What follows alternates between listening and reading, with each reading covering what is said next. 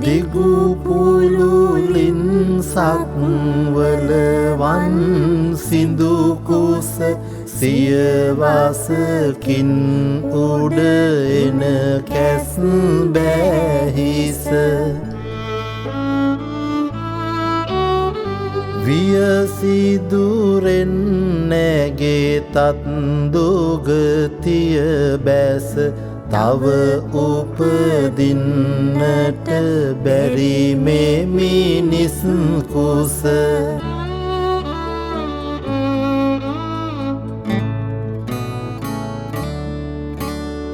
කලෙකිනි බුදු කෙනෙකුන් උපදින්නේ දුකකිනි මිනිසත් බව ලැබගන්නේ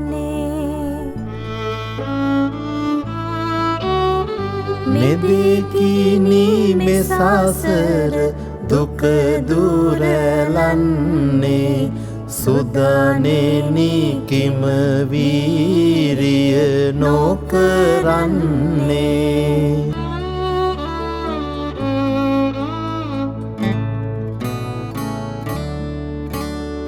පස් පව් කොට මෙතනත් ලැබ සෝකය ගොස් නිරයේ දුක් විඳිති අනේකය රැස් කොට හින් පින් මෙමිනිස් ලෝකය සිස් නොකරව් කාලකින් ලත් මේ කය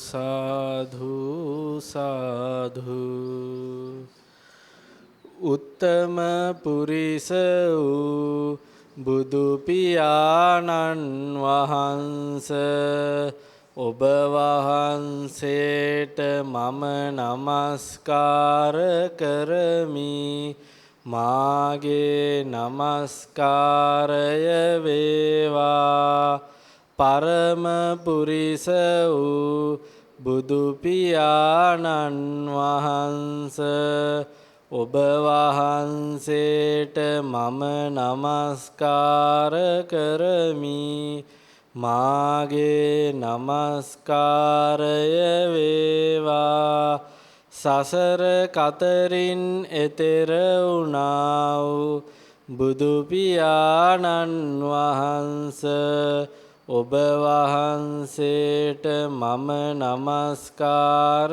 කරමි මාගේ නමස්කාරය වේවා ඉතිපිසෝ භගවා අරහං සම්මා සම්බුද්ධෝ විජ්ජාචරණ සම්පන්නෝ සුගතෝ ලෝකවිදු අනුත්තරෝ පුරිස ධම්මසාරති සත්තා දේව මනුස්සානං බුද්ධෝ භගවාති යේ බ්‍රාහ්මනා වේදගු සබ්බ ධම්මේ තේ මේ නමෝ තේච මම්පාලයන්තු නමතු බුද්ධානං නමතු බෝධියා නමෝ විමුක්තානං නමෝ විමුක්තියා සාධු සාධු සාධු. තෙරුවන් සරණයි. එහෙනම් අපි අද සාකච්ඡා කරන්න යන්නේ මේ සතර සතිපට්ඨානය ගැනම. අපි ගිය සතියේත් අපි කතා කළා මේ සතර සතිපට්ඨානය විශේෂයෙන් කායානුපස්සනාව වඩන හැටි අපි පසුගිය සතියේ කතා කළා. හැබැයි ඒ කායානුපස්සනාව වඩන ආකාරය කතා කරනවට වඩා අපිට සිද්ධ වුණේ මේ ධර්මයේ පටලවාගෙන ඉන්න තැන් මෙන්න මෙහෙමයි කායානුපස්සනාව කියන එක විග්‍රහ වෙන්නේ කියලා විස්තර කරගන්න. ඉතින් ඒතර කෙනෙකුට ඒ කොටස් දැනගන්න අවශ්‍ය නම් මේ පසුගිය සතියේ දේශනේ ඒ YouTube channel එකේ තියෙනවා ගිහිල්ලා අහන්න. ඒතර අද අපි සාකච්ඡා කරන්න යන්නේ මේ අමතර විස්තර මතු කිරීම නැතුව ඍජුව කරුණු සහිතව සතර සතිපට්ඨානය වඩනවා කියලා මොකද්ද කරන්න තියෙන්නේ කියන කාරණේ බොහොම සරලව පැහැදිලි කරගන්න තමයි අද බලන්නේ. ඉතින් අද මේක ඇයි මෙහෙම කියන්නේ කියලා සාධනය කරලා පෙන්වන්න ත්‍රිපිටකයේ ගලපලා පෙන්වන්න වැරදුන තැන් සමාජයේ වරදවාගෙන ඉන්න අදහස් නිවැරදි කරන්න එහෙම දෙයකට අද දේශනේ යොමු කරන්නේ. අද කෙලින්ම සතර සතිපට්ඨානය වඩන හැටි විස්තර කරලා දෙන්න තමයි යන්නේ. ඉතින් සතර සතිපට්ඨානය වඩද්දී කෙනෙක් වඩනවා නම් මුලින්ම දැනගන්න ඕනේ වඩන්න හේතුව මොකද්ද කියලා. වඩන්න ඉලක්කයක් තියෙනවා සතර සතිපට්ඨානය. නිකන් වඩන්නේ නැහැ. භාවනා කරන්න නම් නිවන් දකින්න නම් ඇයි නිවන් දකින්නේ කියලා ප්‍රශ්නයක් එනවා. ලෝකයේ සැපවත් ලෝකයක් නම් තියෙන්නේ නිවන් දැකීමේ අවශ්‍යතාවයක් නැහැ. ඒතර නිවන් දකින්නවයි කියන තීරණයට එළවෙන්න නම් මේ ලෝකේ දුකයි කියලා දැනගන්න ඕනේ. ඒතර ලෝකේ දුකයි කියලා කියන්නේ ඇයි? ලෝකයේ කිසිම සැපයක් නැහැ කියන අර්ථයෙන් නෙවෙයි. ලෝකයේ සැප වේදනා හට ගන්නවා. හැබැයි හට ගන්නා වූ සැප වේදනා ඇසුරු කරන්න ගියාම පුන ප්‍රාර්ථනා කරන්න ගියාම ඒ සැප වේදනාවේ ස්වභාවය අභිභවා ගිය අප්‍රමාණ ශෝක පරිදේව දුක්ඛ දෝමනස දුක්ගිනි ජාලාවකට වැටෙන්නට සිද්ධ වෙනවා. මේක හරියට අපි සමාන කරනවා වසපෝපු මත්පැන් වීදුරුවක් තියෙනවා. මත්පැන් වීදුරුව ප්‍රණීතයි කියලා දාලා තියෙන්නේ වසනම් බොන්න සුදුසුද කියලා අහනවා. බොන්න සුදුසු නැහැ. මරණය හෝ මරණය සමාන දුකටපත් වෙනවා. මෙන්න මේ ආකාරයට මේ සසරත් අර ගින්දර දැක්කම ආලෝකය දැක්කම ආසාවට පියාඹගෙන යන්නේ පළඟැටි ගින්දරට. අන්න ඒ වගේ සැප ආසාද කියලා දෙයක් ලෝකේ තියෙනවා. තථාගතයන් වහන්සේ අහන මේ සැපක් නැත්තම් ආසාදයක් නැත්තම් සත්‍යය ලෝකෙට ඇලෙනවද? හැබැයි ඇලෙන්නට එකම එහෙන ආසාදයක් තියෙනවා. ඒ ආසාදේ භුක්ති විඳින්න ගියාම අප්‍රමාණ දුක්ගිනි ජාලාවකට වැටෙනවා කියලා අපි පහුගිය සතිවල පැහැදිලි කරගත්තා. ඒ නිසා කියනවා මේ ලෝකයේ කැමතිසේ නැහැ. යමක් කැමතිසේ නැත්තම් දුකයි. දුක නම් අසාරයි. එහෙනම් හොඳයි වටිනවයි කියලා ගන්න මේ ලෝකේ හරයක් නැහැ කියලා ඥානයක් එනවා. මෙන්න මේ ඥානය අනුව තමයි තීරණය වෙන්නේ. එහෙනම් අපි මේ සසරෙන් අත් මිදිය යුතුයි. මේ ලෝකේ නිරෝධ කළ යුතුයි. නිරෝධ කියන්නේ උදා වෙන එක නතර කරන්න ඕනේ. උදා වෙන එක නතර කරනවා කියන්නේ කායික වේවා මානසික වේවා මේ දුක් රැසේ හටගන්ම හට නොගන්න තැනකට ගන්න ඕනේ. මෙන්න මේකයි ඉලක්කය. කායික මානසික දුක් රැස හට නොගන්න තැනකට ගන්න එක. පැහැදිලිද කතාව? ඉතින් මෙන්න මේ උදෙසා දැන් චතුරාර්ය සත්‍ය තේරුම් ගත්තත් ලෝකේ ওই විදිහට දුක විදිහට තේරුම් ගත්තත් එහෙම හරියටම අවබෝධයට આવත් ආර්ය භාවයටපත් වුණා විනා තාම රහත් ඵලය ලැබිලා නැහැ. තව විදිහට කිව්ව සක්කාය දිට්ඨිය විඳුණා විනා සක්කාය අවසන් වෙලා නැහැ. තාමත් අසාරයි කියලා වැටහුණාට තාමත් ලෝකෙට ඇලෙනවා. ඇලෙන හිතක් එනවා. මෙන්න මෙහෙම ඇලෙන හිතක් එන නිසා Tamanටම තේරෙනවා මේ ඇලිලා ගියාම වැටෙන්නේ දුකට කියලා Tamanට හිතලා බැලුවන් තේරෙනවා. මෙන්න මේ නිසා මෙන්න මේකට විසඳුම් වශයෙන් තමයි සතර සතිපට්ඨානය වඩන්නේ. ඊටු ටික සම්පූර්ණ කරගන්න. ඉතින් හොඳට දැනගන්න මෙන්න මේ මූල කාරණේ දැනගන්නවා.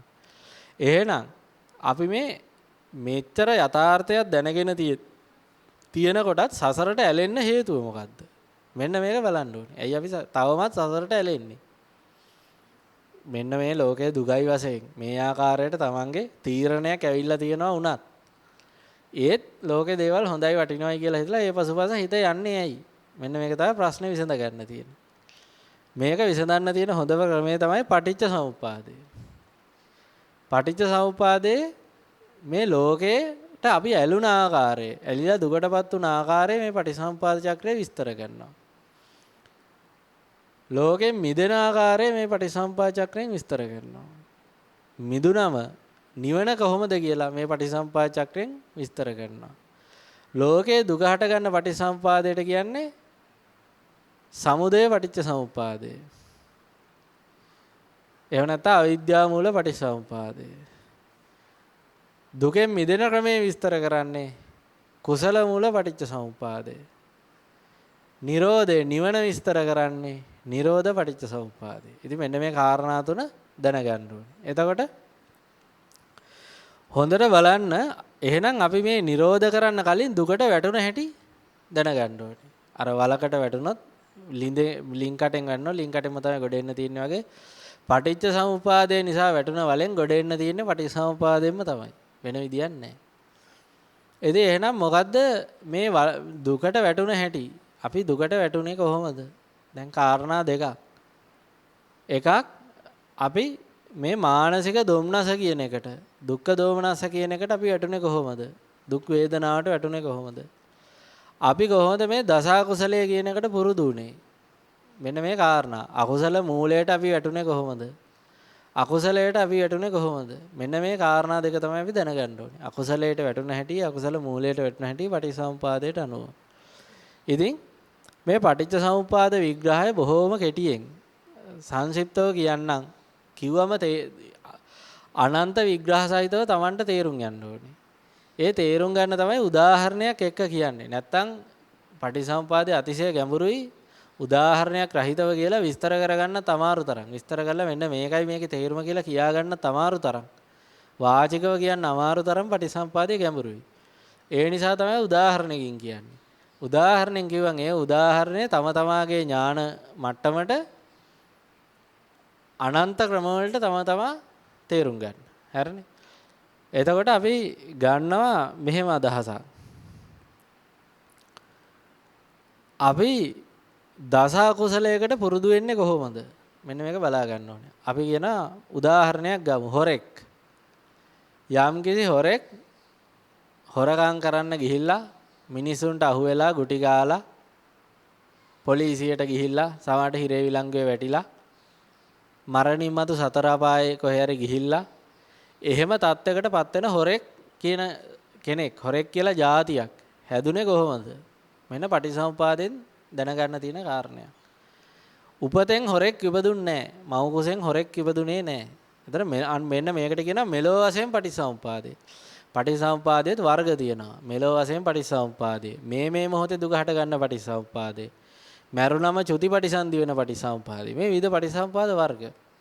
ඉතින් මෙලෝ වශයෙන් දස කුසල කරන ජාතිකයේ බිහි වෙන පටිසමුපාදේ තමයි මේ කතා කරන්නේ.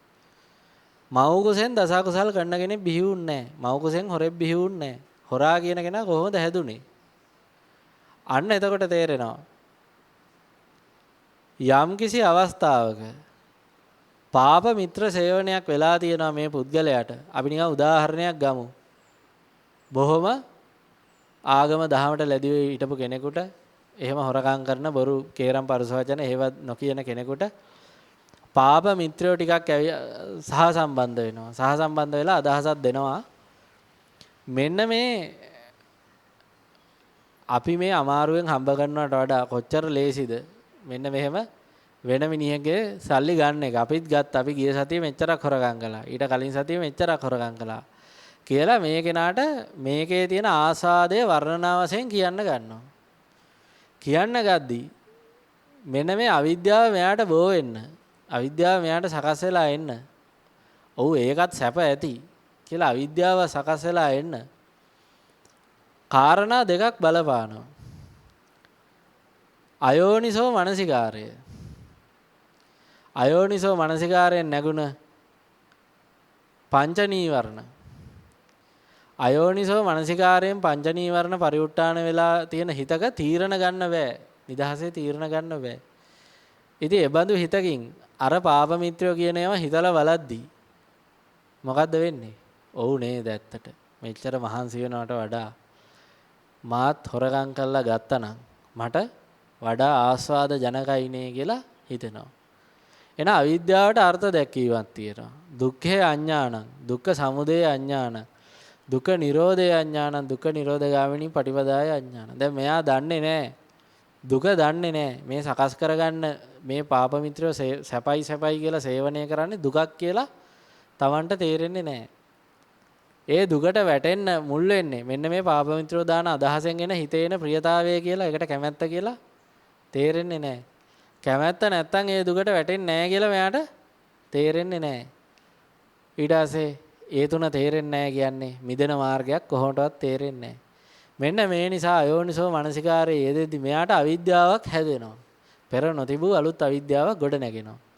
මහණෙනි මම අවිද්‍යාවටත් ප්‍රත්‍ය නැහැ කියන්නේ අවිද්‍යාවටත් මම ප්‍රත්‍ය දේශනා කරනවා. අවිද්‍යාවට ප්‍රත්‍ය පාප මිත්‍ර සේවනයේ තථාගතයන් වහන්සේ දේශනා කරනවා. පාප මිත්‍ර සේවනයේ උනේ සේවන වෙනවා කියන්නේ පාප මිත්‍රයා වගේ වෙනවා. තේරෙනවද? වෙනවා. සේවනයේ. එහෙනම් පාප මිත්‍රයා වගේ වෙන්න නම් අයෝනිසෝ මනසිකාරයෙන් පංච නීවරණ නැగిලා තියෙන්න ඕනි නේද? ඒ දෙක නැත්තම් කොච්චර පාප මිත්‍රයෝ ඔයක කිව්වත් කොච්චර කිව්වත් සේවනය වෙනවද? අන්න සේවනය වෙන්නේ නැහැ. සේවනය වුණොත් අන්න අවිද්‍යාව සකස් වුණා. දැන් ඔන්න අවිද්‍යාව සකස් වෙනවා. ඉතින් දැන් මේක තමන්ගේ අත්දැකීමක්. තමන් බලන්න ඕනේ මේ තමන්ගේ ඥාණයෙන් විමසා ගන්න පුළුවන්. තමන්ට මෙතනම සනාථ කරගන්න පුළුවන් දෙයක් මේ කියන්නේ. එහෙම අවිද්‍යාව සේවනය වුණාම ඒ අවිද්‍යාව මූලිකව සංකාර කරනවා. මොනවා සංකාර? තුන් ආකාරයයි. කාය සංකාර, වචී සංකාර, මනෝ සංකාර. හිතෙන් කයෙන් වචනෙන් ක්‍රියා කරනවා. මේ කතා කරන්නේ තනි ක්‍රියාවක් ගැන නෙවෙයි. හිත ඉන්නවා ඒ විදිහට. ඔව් මෙහෙම ගත්තා නම් හොඳයි නේද? හොඳයි නේ හිත. වචී සංකාර වචනේනුත් කියනවා. හොරකම් කරන්න ඕනේ. උඹලා කියන එකේ ඇත්තක් තියෙනවා. මමත් මෙහෙම කරන්න ඕනේ. කියලා වචනයෙන් ඊට අදාළව ක්‍රියා කරන්න ගන්නවා. ඊට පස්සේ කායිකවත් ඔන්න දැන් කය හසුරවලා කායිකවත් ඊට අදාළව ක්‍රියා කරන්න ගන්නවා. හිත කිය කර ඉද්දි අපි දන්නව නේද යමක් මොකද්ද වෙන්නේ එතකොට? මෙලෝ වශයෙන් අපි දන්නවා යමක්. පුරුදු වෙනවා. අපි වචනයක් කියනවා පුරුද්ද ගන්නවා. පුරුද්දනවා කියන්නේ දන්වැලක කොටස් අරගෙන එක දන්වැලක එක මුද්දක් ඊළඟ මුද්දට අපි කියන පුරුද්දනවා කියලා. ඒ මුද්දට තව මුද්දක් පුරුද්දනවා. ඔහොම එකින් එක පුරුද්දගෙන ගියාම අන්තිමට මොකද්ද හැදෙන්නේ? දන්වැලක්. අන්න ඒ වගේ බලන්න ඒ ආකාරයටම අපි යලි දැන් හොර විදිහට හිතනවා, හොර විදිහට කතා කරනවා, හොර විදිහට ක්‍රියා කරනවා. දැන් හිතනවා කියනවා කරනවා, හිතනවා කියනවා කරනවා. ඔය ටික කරද්දී පුරුද්දක් කියලා එකක් හැදෙනවා. ඒතර මේ පුරුද්ද කියන එක කොහෙද තියෙන්නේ? විඥානේ. මේකට තමයි කියන්නේ සංඛාරපච්චය විඥානං කියලා. පැහැදිලිද කතාව? එතකොට කරන වෙලාවට මේ පුරුද්ද නැගී සිටිනවා. කරන වෙලාවට මේ පුරුද්ද නැගී සිටිනවා. නොකරන වෙලාවට අන්න ඒ පුරුද්ද අන්න ඒකට කියනවා භවයේ වැහැ ගන්නවා. නැති වෙන්නේ එහෙම නැහැ. අපි අද යමක් පුරුදු කරොත්, අද හොරකම් කරන්න පුරුදු කරොත්, අපි තොක මෙහෙම වාහන එලවන්න පුරුදු වුණා. දවස් අපි හිතමු මේ මාස 3ක් හොඳට පුරුදු වුණා. පුරුදු වෙලා අපි වාහන එලවන්න නැතුව අපි යනවා වෙන වැඩකට. වෙන කොහේ හරි වෙන මොකක් හරි වැඩක් කරන්න යනවා. භාවනා වැඩමුළුවකට යනවා. මොකක් හරි එහෙම එකකට යනවා. ගිහිල්ලා ඇවිල්ලා ආයෙ වාහනේ එලවන්න නැග්ගම අර පළවෙනි දවසේ නැගපු විදියටද එන්නේ නැහැ. දැන් පුරුද්දක් කියලා එකක් තියෙනනේ. ටක් ගාලා සිහිකල පවණින් අර පුරුද්ද ඇදිලා එනවනේ. අන්න එහෙනම් මේ ඒකට කියනවා විඥාන. ඒතර හොර විඥානයක් හැදුනා. ඒ විඥානය කිව්වම මෙතන ගොඩාක් කාරණා පටලවා ගන්න හේතුව විඥානයේ පරිඋත් ทาน විඥානය ගැන විතරයි හිතන්නේ. මේ වෙලාවේ තියෙන හිත. ඒක විතරක් නෙවෙයි විඥානය කියන්නේ. කර්ම විඥානය කියලා එකක් තියෙනවා. කර්ම විඥානය කියන්නේ භවයේ බැහැගෙන තියෙන. ඒ කියන්නේ මේ අවස්ථාවේ පරිඋත් ทาน නැහැ. අපි සිහිපත් කරන සැනින් පරිඋත් ทาน වෙන්න සූදානම්. තේරෙනවනේ කතාව. සිහිපත් කළ සැනින් පරිඋත් ทาน වෙන්න සූදානම් හොර විඥානයක් තියෙනවා. වෙන වැඩ කරන වෙලාවට ඒ විඥානේ නැහැ. ආයෙ සිහිපත් කළොත් පරිඋත් ทาน වෙනවා. පරිඋත් ทาน එකෙන් විතරයි කර්මයක් කරන්නේ. ඒක හරි. හැබැයි සිහිපත් කළ සැනින් දැන් අපිට කිව්වොත් හරකෙන් මරන්න කියලා. මරන්න පුළුවන්ද අපිට? ශනිකව බෑ. කොච්චර අපේ අවශ්‍යතාවයකට අපි හිතමු මේ රුපියල් මේ කෝටි 100ක් දෙනවා. දැන් අපිට සල්ලි වලට ආසාවට මරන්නත් ඕනේ. ඒ මරන්න ඕනි කියලා විහි අතර දුන්නට පුළුවන්ද? ඒව හරි අමාරුයි නේ. බෑ. එතකොට හැබැයි මස් කඩේක වැඩ කරන කෙනෙකුට එයාට පුළුවන්. මස් කඩේ වැඩ කරන කෙනා හවස ගිහිල්ලා බුදුන් වඳිනවා. බුදුන් වඳින වෙලාවේ එයාගේ පාප කර්මයක් හැම වෙනවද? නෑ. මොකද්ද එතකොට අර විඥාණයට වෙලා තියෙන්නේ? විඥානයේ අනුසය තැම්පත් වෙලා තියෙන. අනුසය වෙලා තියෙන්නේ. ඒකට කියනවා අනුසය. පරිඋත් ทาน නෑ. නිදාගෙන ඉන්නේ. ගුහාවක් ඇතුලේ ඉන්න සර්පෙක් වගේ. නිදාගෙන ඉන්නේ. එච්චරයි. ඒකෙන් පාප කර්මයක් කරෙන්නේ නෑ. ඇයි? අනුසයනේ පරිඋත් ทาน වෙලා නෑ. පරිඋත් ทาน වුණ වෙලාවට ඒ වෙලාවට පාප කර්ම වෙනවා. එහෙනම් හොරකම හොර විදියට කියද්දි කරද්දි හිතද්දි අන්න හොරකම පුරුදු වෙනවා. පැහැදිලිනේ කතාව. පුරුද්දක් යනවා. හොර විඥානයක් හැදෙනවා. දැන් මේක සැකද? මේක සැකද? නෑ එහෙම නෙවෙයි වෙන්නේ. එහෙම කියන්න බෑනේ. ඔය විදිහටමනේ. දැන් ආපස්සට හිතලා බලන්න. හොර විඥානය නිකන් හැදුනාද? අර අවිද්‍යාව බලපෑවේ නැද්ද? අර අවිද්‍යාව සහගතවම කියලා කරලා හිතලා නේද ඔය හොර විඥානය හැදුනේ. වෙන ක්‍රමයකට නෙවෙයි. පැහැදිලිනේ කතාව. අන්න එතකොට අනුලෝම ප්‍රතිලෝම වශයෙන් Tamanට තේරෙනව නේද? මේකට මුල්ුනේ මොකද්ද කියලා. අන්න එහෙනම් එහෙම විඥානයක් හැදුනම දැන් මෙයා ටික ටික හොරගමට පුරුදු වෙද්දී හොරගමට අදාළ නාම රූප බැහැ ගන්නවා. ඒ කියන්නේ මෙයා බලනවා දැන් කුමන නාම රූපද මේ හොර විඥාණයට ගැලපෙන්නේ. වෙනද එහෙම අවශ්‍යතාවයක් තිබුණේ නැහැ. මෙයා බලනවා මිනිසෙගේ පොකට් එක පිම්බිලා තියෙනවා නම් එහෙනම් පර්ස් එක පිම්බිලා තියෙනවා නම් මේකේ සල්ලි ඇති නේ. බෙල්ලේ චේන් එකක් දාගෙන යද්දි මෙන්න මේක කඩන්න පුළුවන් චේන් එකක්. ඔහොම හිතනවනේ. ඊට පස්සේ මොනවා හරි මේ පාරේ පොලිසියෙන් අපි તો ගෙවල් වලට පයින් හොරෙක් කියලා. මේ පාරේ පොලිසියෙන් යනවාද? පොලිසිය මේ පොලිසිය කට්ටිය ඉන්නේ කොතනද? ඊට පස්සේ වටේ ගෙවල් වල මිනිස්සු නැද්ද? ඔහොම හිතනව නේද? මෙහෙම හිතෙන්නේ දැන් කලින් මෙහෙම හිතුණාද? කලින් මිනිස්සු නැති ගියක් දැක්කොත් එම ගණන් ගන්නෙත් නෑනේ. ඒක අවධානයට ලක් වෙන්නේ නෑ. දැන් අන්න විශේෂයෙන් ඒවා මොනවද කියලා හොයන්නට නාම රූප බැහැ ගන්නවනේ. මේ නාම රූපය පැහැදිලි කතා. ඒකට හිතයි කයයි නාම රූප බැහැ ගන්නවා කියන්නේ තව අර්ථයක් තියෙනවා. හිතයි කයයි ඒකට හැඩ ගැහෙනව නේද? ඒ විදිහට හිතන්න. ඒ විදිහට ඇහැ කරකවලා හොරෙන් බලන්න. හොරෙන් ෂේප් එකේ කාගේ හරි පර්ස් එකට අත දාන්න. හොරෙන් ගෙදරකට පයින්න. නාම රූප හැඩ ගැහෙනව නේද? අන්න මේකට කියන විඥාණය නාම රූප බැසගනි. දැන් ඔය කියන හැම එකක්ම මට ආයයි කියන්න බෑ. ආපස්සටත් හිතන්න. මෙබඳු විඥානයක් තිබ්බේ නැත්තම් මේවදු නාම රූප බැහැ ගන්නවද? අර විදියට හිතලා කියලා ගල්ලා පුරුදුුන් නැත්තම් මේ නාම රූප බැහැ ගන්නවද? මුල් දවස්වල තේරෙන්නේ නැහැ. නේ? මාසයක් දෙකක් තුනක් හතරක් අවුරුද්දක් පොකට් ගහලා පුරුදු වෙද්දි මනුස්සයා දැක්කම කියන්න පුළුවන් පර්ස් එකේ සල්ලි තියනවාද කියලා. පැහැදිලිනේ කතාව. අන්න ඒ හැකියාව වෙනවා. කලින් ඉමිටේෂන් මාලේ රත්තරන් මාලේ අඳුර ගන්න බෑ. හොඳට කරලා කාලයක් යද්දි දැන් පුළුවන්. අන්න දැන් දැනගන්න අන්න අවිජ්ජා පත්‍ය සංකාර හිතලා කියලා කරලා විඥානේ හැදිලා විඥානේ නාම රූප තව බැහැගෙන. අන්නේ නාම රූප හොයන්න නේද? ඇස කන නාසය දිවකය මන ආයතන කරගන්නේ. මෙන්න මේ දේ දැන් ඇහැ කන නාසය දිවකය මන ඉන්ද්‍රිය වශයෙන් ඒවට පේන එක එකක්. ඒවා හොර වැඩේට භාවිත කරන එක තව එකක්. එතකොට මෙන්න මේ නාම රූපයේ තියෙන දේවල් ලබා ගන්න මේ ටික පාවිච්චි කරනවා. ඒ කියන්නේ ගෙදරකට පැනලා සල්ලි ගන්න නම් එහෙනම් ඇහැ හසුරවන්න ඕනේ. ඒ අදාළ ඒවා බලන්න. කන හසුරවන්න ඕනේ. නාසය දිව කය මන ඔක්කොම ඒකට යොදවන්න ඕනේ. ඔන්න යොදවලා දැන් ඉතින් මෙයා අපිටම කාගේ හරි චේන් එකක් කඩනවා.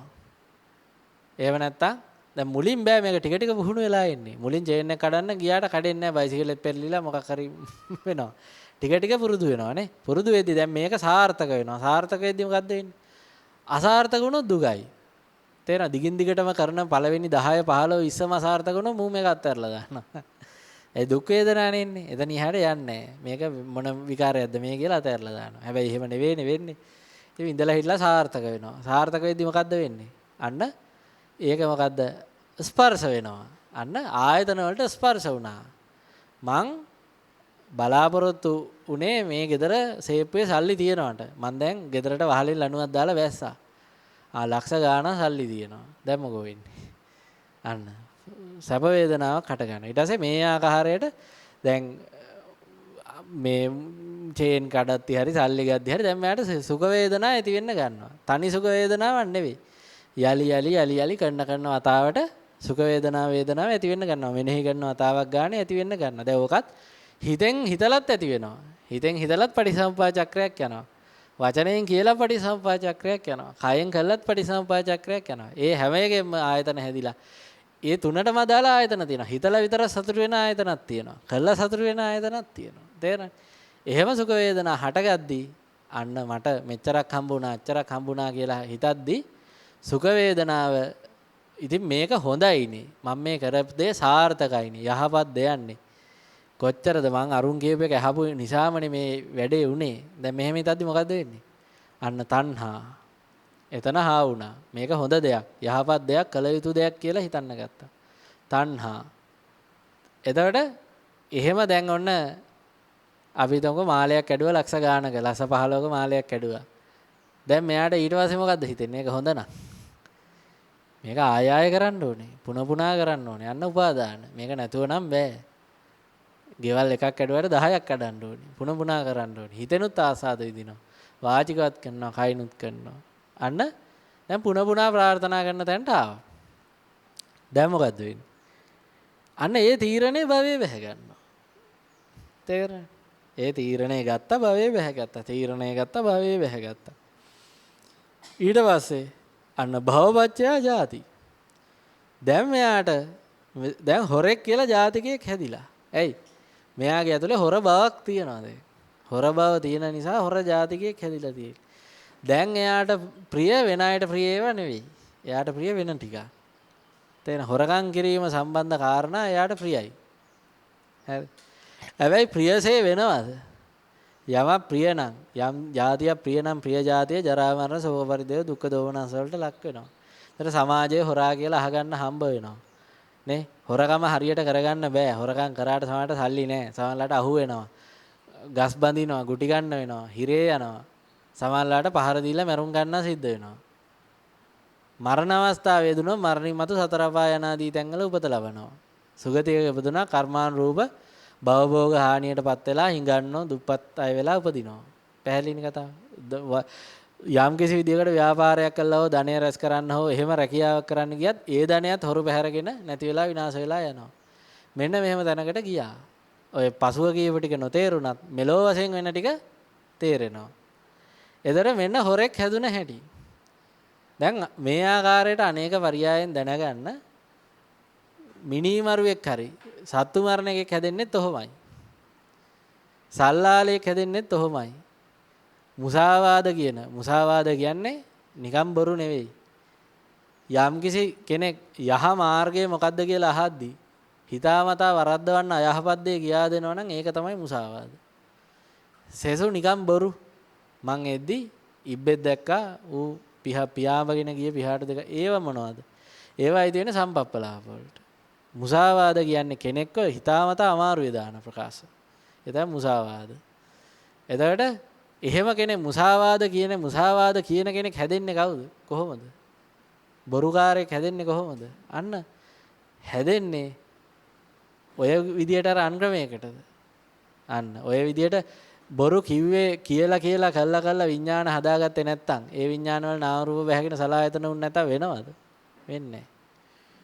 ඊට පස්සේ කේලම් කියන එක බිඳවන බස් කියන එක කියන කෙනෙක් කේලංකාරයෙක් කියන කෙනෙක් හැදුනේ කොහොමද? ඊට පස්සේ පරුස වචන අසභ්‍ය වචන කියන කෙනෙක් හැදුනේ කොහොමද? අන්‍යයන්ව කේන්ති ගස්සන, උසි ගන්නන, තරහ ගස්සන වචන ප්‍රකාශ කරන කෙනෙක් හැදුනේ කොහොමද? ඊට පස්සේ සම්ප්‍රප්පලාප වැඩකට නැති ඒවා කියෝ ඉන්න කෙනෙක් හැදුනේ කොහොමද? රාජ කතා, චෝර කතා ඔවා කියෝ ඉන්න කෙනෙක් හැදුනේ කොහොමද? දැඩි ලෝභ සහගත හිතක් හැදුනේ කොහොමද? දැඩි මෝහ සහගත දැඩි තරහ සහගත හිතක් හැදුනේ කොහොමද? මිච්ඡා දිට්ඨි අදහස් දරන හිතක් හැදුනේ කොහොමද? ඔහොමමයි. වෙන ක්‍රමයකට නෙවෙයි. ඔන්න එහෙනම් දසකුසලයේ හැදුනේ අනේක පරයයන් තේරුම් ගන්න ඔය ක්‍රමයට. දසකුසලයේ විදියට විද්‍යාමාන නොවුණත් ඒ මට්ටමට නොගියත් අකුසලයට යටින් තියෙනවා ශෝක පරිදේව දුක්ඛ දෝමනස ජනනය වන මට්ටමේ දුක. අකුසලයට වැටිලා නැහැ. ඒ දුක ජනනය වුනේ ඔය විදියට. හැබැයි අකුසලයේ ගැන හිතලා නෙවෙයි. හොඳයි වටිනවයි කියලා හිතන්න ගිහිල්ලා ඊට වඩා යට මට්ටමේ. ඊට වඩා යට මට්ටමේ විද්‍යාව. මේක හොඳයි වටිනවා කියලා හිතන්න ගියා. අකුසල් නම් කරන්න ගියේ නැහැ. ඒත් අවසානයේ ප්‍රිය જાති හැදිලා ශෝක පරිදේව දුක්ඛ දෝමනස හැදුනා. එහෙනම් ඉතින් ඔහොම තමයි වලට වැටුනේ. එතකොට දැන් ඔහොම හදපු විඥාන භවයේ බැහැගෙන තියෙද්දි අපි චතුරාර්ය සත්‍ය අවබෝධය දැකලා මෙන්න මේ ක්‍රියාවලිය මෙහෙමයි වෙන්නේ. මේ ක්‍රියාවලිය හොඳ අතකට යන්නේ ගන්නන් නෙවෙයි කියලා තේරුම් ගත්තට ඒ විඥාණයන්ගෙන් මෙන්න මෙහෙම දුකටපත් වෙනවනේ කියලා ඒ විඥාණයන් සංවර කළාද තියෙන්නේ දැන්? තාම නෑනේ. තාම භවයේ ඒ වට්ටම බැහැගෙන තියෙනවා. සතර අපාය නම් උපදින්නේ නෑ ආරේ. හැබැයි එතනින් එහා කොටස භවයේ බැහැගෙන තියෙනවා. එහෙනම් අන්න එහා කොටස අපි මොකද්ද කරන්න ඕනේ? නිරෝධ කරන්න ඕනේ. නිරෝධ කරන්න නම් මොකද්ද කරන්න ඕනේ? අවිජ්ජා යත්තේව අශේෂ විරාග නිරෝධෝ සංකාර නිරෝධෝ. අවිද්‍යාව නිරෝධ කරන්න නම් මොකද්ද කරන්න ඕනේ? අවිද්‍යාව කියන්නේ මොකද්ද? චතුරාර්ය සත්‍ය නොදන්නකම. යමක් නොදන්නව නම් නොදන්න එක නැති කරන්න මොකද්ද කරන්න ඕනේ? දැනගන්න ඕනේ. අන්න දැක්කද කතා? නිරෝධ කරනවා කියලා නිරෝධ කරන්න බෑ. විද්‍යාව පහළ කරන්නයි ඕනේ. විද්‍යාව පහළ කරන විට අවිද්‍යාව නිරෝධ වෙනවා. එහෙනම් අවිද්‍යාව ඒතර විද්‍යාව පහළ කරන්නේ කොහොමද? ඒකට කියනවා කුසල මූල පටිච්චසමුප්පාදය. අමුත්තක් නැහැ.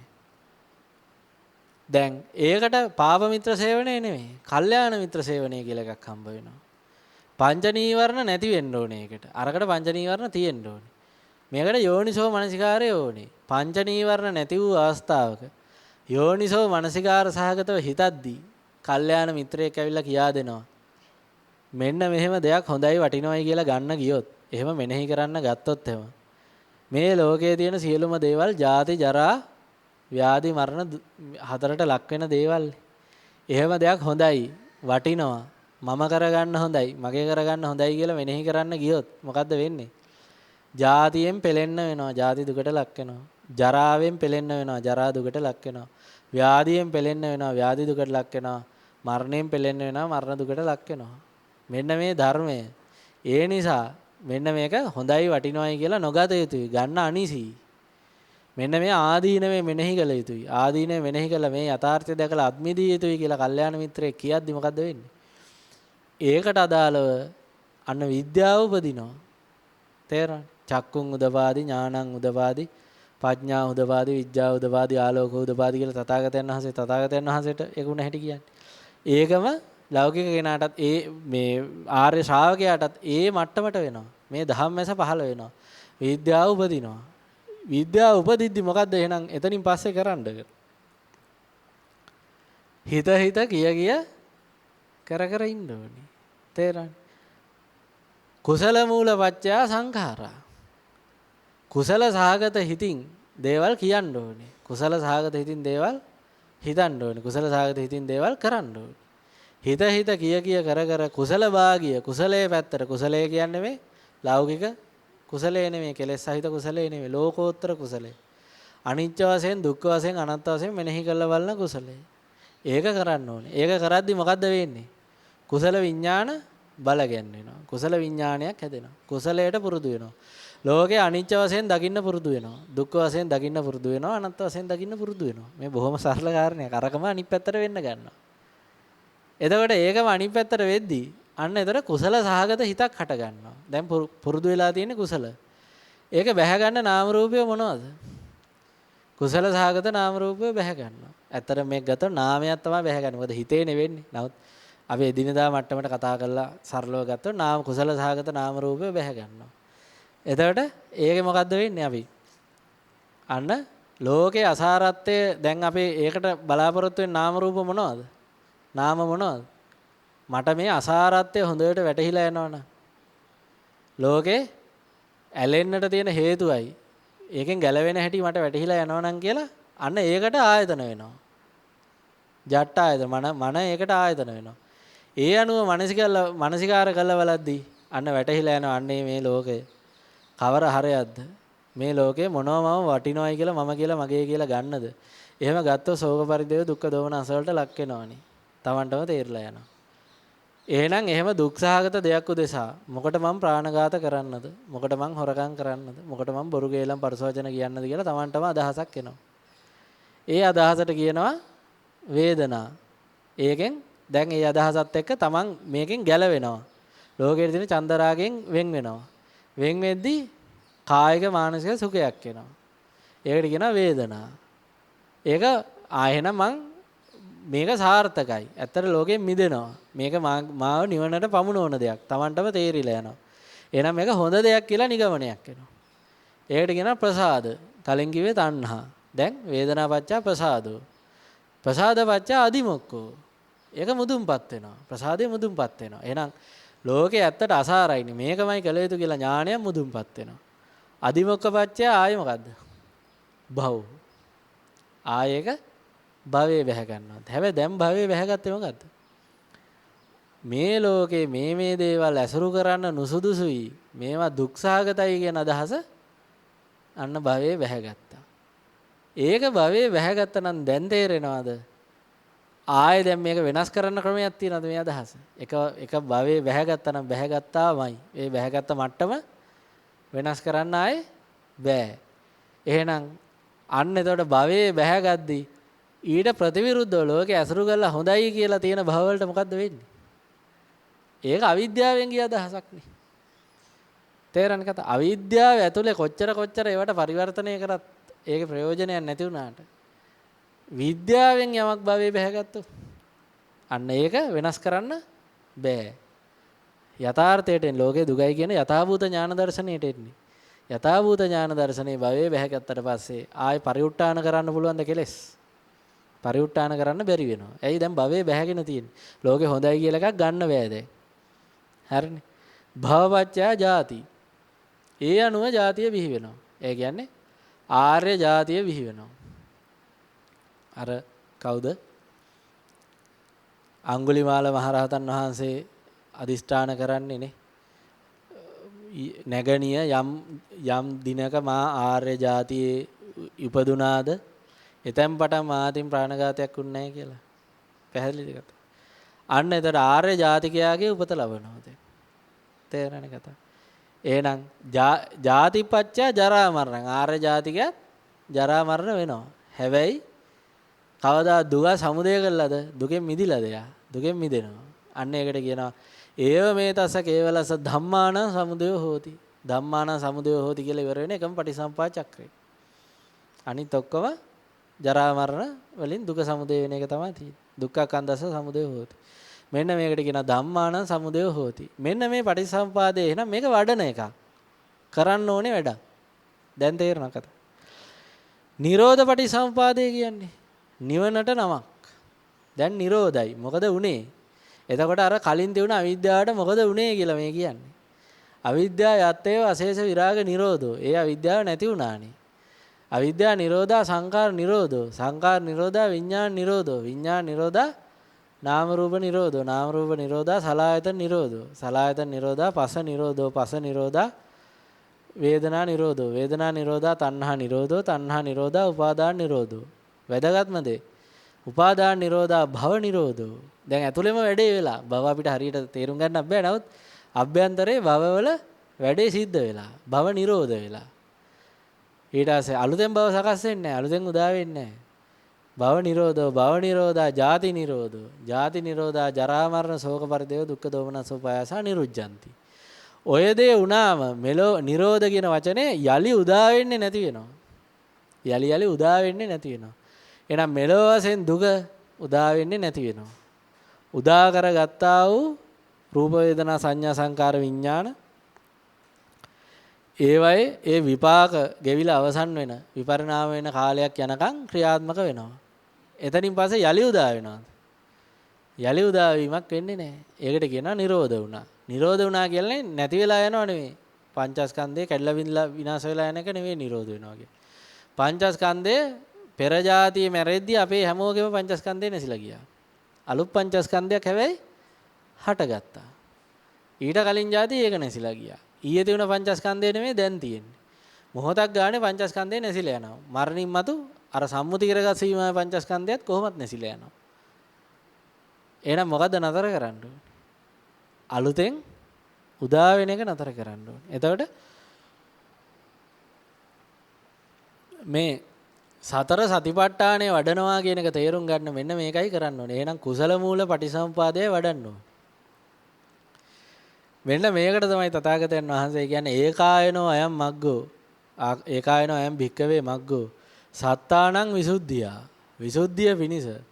ඒකායන මාර්ගය. විසුද්ධිය කියන්නේ මොකද්ද? මේ දස කුසලේ හට නොගැන්ම පිණිස. සුද්ධවන්තයෙක් කියන්නේ. දස කුසලේ හට නොගැන්ම පිණිස. වෙන ක්‍රමයක් නැහැ. ඒකායන මාර්ගය මේක. ඒකායන අයම් මග්ගෝ සත්තානං විසුද්ධිය. සෝක පරිදේවාන සමතික්කමාය. සෝක පරිදේව සමතයකටපත් වෙන්න. එහෙම නොවෙන්න සමතික්කමාය.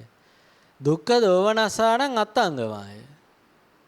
දැන් දෝමනස අත්ංගමේ වෙන හැටි තේරෙනවා. දුක්ඛය අත්ංගමේ වෙන්නේ. මේ කය යලි සකස් කරේ නැත්තම් කායගේ දුක්ඛයක් නැහැ. දුක්ඛ දෝමනස්සානං අත්ංගමාය. ඥායස අධිගමාය. මෙන්න මේ විදිහට කරාම තමයි ඥාණය පහළ වෙන්නේ, අධිගමයේ පහළ වෙන්නේ. ඒ කියන්නේ මේකෙන් තමයි මාර්ගඵල ලැබෙන්නේ. මාර්ගඵල අවබෝධය ලැබෙන්නේ.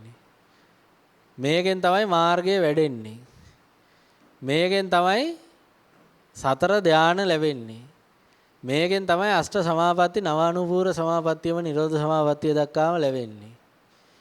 මේකෙන් තමයි සිව්පිලිසිමියා ඥාන ලැබෙන්නේ. මේකෙන් තමයි අභිඥා ලැබෙන්නේ. මේකෙන් තමයි ත්‍රිවිද්‍යාව පහළ වෙන්නේ. ඒ සියල්ලම එකට කැටි කරලා කියනවා ඥායස අධිගමාය. තේරෙනවද කතාව? සියලු දුක් කෙලවර කරලා රහත් ඵලය ලබා දෙන්නෙත් මෙතනින්. තේරෙනවද? ඒ සියල්ල කරලා දෙන්නේ අනිකකින් නෙවෙයි වෙන මාර්ගයක් නැහැ. ඒකායනෝ අයම් මග්ගෝ. මේ ආර්ය මාර්ගය අරිය විනය ටික. ලෞකික ඒවා නෙවෙයි. අරිය විනය ටික ලබා දෙන්නේ මේ සතර සතිපට්ඨානෙ. යදිදං චත්තාරෝ සතිපට්ඨානෝ. කතමේ චත්ත. මේ හතර මොනවද? කායේ කායානුපස්සී විහෙරති ආතාපි සම්පජානෝ සතිමා විනය්‍ය ලෝකේ අභිජ්ජා දෝවනස්ස. අවිජ්ජා කිව්වේ දැඩි ලෝභය. දැඩි ලෝභය කිව්වේ අන්සතු සපතක් දැකදල ලොබිනේ උණ්ඩ නොවේ මට වේවයි සිතිනේ. ඒ සිතින් වෙන්නේ ඒ සිතින්නේ දසකුසල් ටික වෙන්නේ. අන්න දසකුසල් කරන්නට බලපාන මට්ටමේ ලෝභය තමයි අවිජ්ජා කියන්නේ. දෝවනස කියන්නේ එතනින් යට තණ්හාව නිසා හට ගන්නා වූ සියලු දුක්. අන්න කායේ කායානුපස්සී විහෙරති ආතාපි සම්පජානෝ සතිමා විනය්‍ය ලෝකේ අවිජ්ජා දෝවනස. මෙන්න මේ කෙලෙස් දැවීම පිණිස කායානුපස්සනාවෙන් කාලය ගත කරන්න. වේදනානුපස්සනාවෙන් කාලය ගත කරන්න. චිත්තානුපස්සනාවෙන් කාලය ගත කරන්න. ධම්මානුපස්සනාවෙන් කාලය ගත කරන්න. කෙලෙස් දවන්නට තියෙන එකම මාර්ගය මේක. දස කුසලේ නැති කරන්නට තියෙන එකම මාර්ගය මේක. ඔන්න කියනවා. ඉතින් මේක පළවෙනියට කායානුපස්සනාවෙන් පටන් ගන්නවා. කායානුපස්සනාවට අරන් තියෙන. දැන් මේ ප්‍රායෝගික වෙන්න ඕනේ. දැන් කලින් අහපු ධර්මයේ ප්‍රායෝගිකයිනේ. ප්‍රායෝගිකව ඇත්තට කරන්න තියෙන්නේ මොකද්ද දැන්? කායානුපස්සනාව කියන්නේ මේ කය සම්බන්ධව. කය සම්බන්ධ කාරණා දෙකයි. එකක් කයේ ස්වභාවය. අනිත් එක කාය සංඛාර. ඔය දෙක. කයේ ස්වභාවය ගැන එකක්. කාය සංඛාර තව එකක්. ඔන්න ඔය දෙක අල්ලලා කියනවා මොකද්ද? කායානුපස්සනාව. එතකොට මුලින්ම දැනගන්න මේකේ න්‍යාය. මේ න්‍යාය තමයි ආනාපාන සතියෙන් විස්තර කරන්නේ. පැහැදිලිද කතාව? එතකොට මොකද්ද මේ ආනාපාන සතිය? අරඤ්‍ය ගතෝවා රුක්ක මූල ගතෝවා ශුන්‍යාගාර ගතෝවා. මේ කියන්නේ මොකද්ද? ඉන්ද්‍රකී ධර්මයේ පිටකේ සඳහන් වෙනවා ඉන්ද්‍රකීලයෙන් පරිබාහිර කිසිවක් ආරණ්‍ය නොවේ. ඉන්ද්‍රකීලය තමයි ආරණ්‍ය. ඒ කියන්නේ මොකද්ද? මෙන්න මේ චතුරාර්ය සත්‍ය ඥානය. ඒ කියන්නේ මොකද්ද? මෙන්න මේ නිසා ජාති ජරා ව්‍යාධි මරණ වන කිසිවක් මෙසේ වේවා මෙසේ නොවේවා කියලා මගේ කැමැත්තට නැති නිසා ආබාධ සහිත නිසා එබඳු රූපයක් වේ නම් ඒ රූපය දුකයි. එබඳු වේදනා සංඥා සංකාර විඥාන වේ නම් ඒ සියල්ල දුකයි කියන එක. ඒ දුකට වැටෙන්නේ මේක නොදන්නකම නිසා මං කැමති විදිහට තියනවායි කියලා හිතලා සැපයි කියලා හිතලා ඒක අභිනන්දනය කළා පුන පුනා ප්‍රාර්ථනා කරන නිසා කියලා දන්නවනම් දුක්ඛ සමුදය දුක්ඛ නිරෝධය එහෙම හොඳයි කියලා ගන්න නුසුදුසුයි කියලා දැනගත්තන් දුකෙන් මිදෙනවයි කියලා දන්නවනම් ඒ මාර්ගය දන්නවනම් ඔන්න ඔය හතර දන්නවනම් ඔකට කියනවා මොකද්ද? අන්න චතුරාර්ය සත්‍ය ඥානය. එහෙනම් ඔන්න ඔය චතුරාර්ය සත්‍ය ඥානය තමයි මේ ධර්මය අහපු කෙනාගේ ඉන්ද්‍රකීලයක් වගේ කවදාත් හොල්ලන්න බැරි එක. මේක හොල්ලන්න බෑ. කෙනෙක් සතර සතිපට්ඨානය වඩනවා නම් ඔන්න උතන පිහිටන්න. වෙන ක්‍රමයක් නැහැ. ඔන්න ඔය අදහසේ පිහිටන්න ඕනේ. මෙන්න මේ අදහසේ පිහිටන්න ඕනේ. එතකොට කියනවා ඉන්ද්‍රකීලය සතර දිසාවෙන් යතින්ද්‍ර කීලෝ පටවින් සිතෝසියා චතුබ්බි වාතේහි අසම්පකම්පියෝ. සතර දිසාවෙන් හමන හුලගෙන් මොනවා වෙනස් වුණත් වෙනස් වෙන්නේ නැහැ. මොකද්ද? මෙන්න මේ චතුරාර්ය සත්‍ය අදහස කියන එක. රුක්ක මූල ගතෝවා කියන්නේ දැන් මේ මග වඩන කෙනෙක් ඉන්නේ. තාම කෙලස් නැගෙනවා. කෙලස් නැගෙන්න පුළුවන්. අර ගහක් තිබ්බම ගහේ කොළ අතු හුලඟට හෙල්ලෙනවා. කඳත් එක මට්ටමකට හෙල්ලෙනවා. මුල හෙල්ලෙනවා. මුල හෙල්ලෙන්නේ නැහැ. මුල හෙල්ලෙන්න ගත්තොත් ගහ උදුරලා වැටෙනවා. එහෙනම් මුල හෙල්ලෙන්න බෑ. මේ චතුරාර්ය සත්‍ය ඥානෙ හෙල්ලෙන්න බෑ. ඒකයි කියන්නේ රුක්ක මූල ගතෝවා කියලා. ශුන්‍යාගාර ගතෝවා කියන්නේ එහෙනම් දැනගන්න ඕනේ මේ ලෝකේ මෙන්න මේ අදහසට එන්න ඕනේ. මේ ලෝකෙන් මිදෙන්න ඕනේ. මේ ලෝකේ සැපයි කියලා ගන්න නුසුදුසුයි. සැපයි කියලා ගන්න හොඳ දෙයින් මේ ලෝකේ ශුන්‍යයි. රාගෙන් හඹායා යුතු දෙයක් මේ ලෝකේ නැහැ. දේශයෙන් ගැටෙන්න ඕනේ දෙයක් මේ ලෝකේ නැහැ. මෝහයෙන් හොඳයි කියලා හිතන්න ඕන එක මේ ලෝකේ නැහැ කියලා හිතලා මෙන්න මේකෙන් ගැලවෙන්න ඕනේ. මෙන්න මේ තුනට එන්නේ නැතුව සතර සතිපට්ඨානෙ වඩන්න බෑ. මෙන්න මේ අදහසට එන්න ඕනේ. ඒ අදහසට ආවට පස්සේ පෙන්නනවා නිසීදති පල්ලංකං. පල්ලංකයට බහින්න ඕනේ. පල්ලංකය කියන්නේ මොකද්ද? 15ව අංකය. අන්න Tamanට ලෝකයේ දෙස බැලෙන්න ඕනේ. මේ ලෝකේ අසාරයිනේ. මේ ලෝකේ හොඳයි වටිනවයි කියලා ගන්න කිසිම හරයක් නැහැ. අංශු මාත්‍රයක දෙයක්වත් මම ගියා හෝ මගේ ගියා හෝ වටිනවයි කියලා ගන්න ගියොත් වෙන්නේ දුකක් නේ කියන අදහස එන්න ඕනේ. ඒ අදහස නැතුව සතර සතිපට්ඨානය වඩනවා කිව්වොත් ඒක සිදු නොවන්නක්. ඇයි? ඒ අදහස නැතුව එහෙනම් ලෝකෙ මිදෙන්න ඕනි කියලා එකක් කොහොමද හදන්නේ? ගොඩනගන්න ගන්න බෑනේ. තේරෙනා කතා. අනේ නම් ඒ අදහස තියෙන නිසීදති පල්ලංකං ආවජිත්තා. ඊට පස්සේ උජුං කායං පනිදාය පරිමුඛං සති උපට්ඨ වෙත්තා. කය ඍජු කරගන්නවා. මොකද්ද මේ කය ඍජු කරගන්නවා කියන්නේ? ඍජු කියන්නේ වංක වෙන්නේ නැහැ. මොනවද වංග වැඩ? දස කුසලේ. සතර සතිපට්ඨානය වඩන අවස්ථාවට දස කුසලෙන් ඉවත් වෙන්න ඕනේ, වැළකෙන්න ඕනේ. තේරෙනවද කතාව? දස කුසලෙන් වැළකීලා තමයි මේ සතර සතිපට්ඨානය වඩන්න ඕනේ. ඒ කරන වෙලාවට. දස කුසලෙන් ਸਰවාකාරයෙන් වැළකෙන්නේ කවුද? රහතන් වහන්සේ.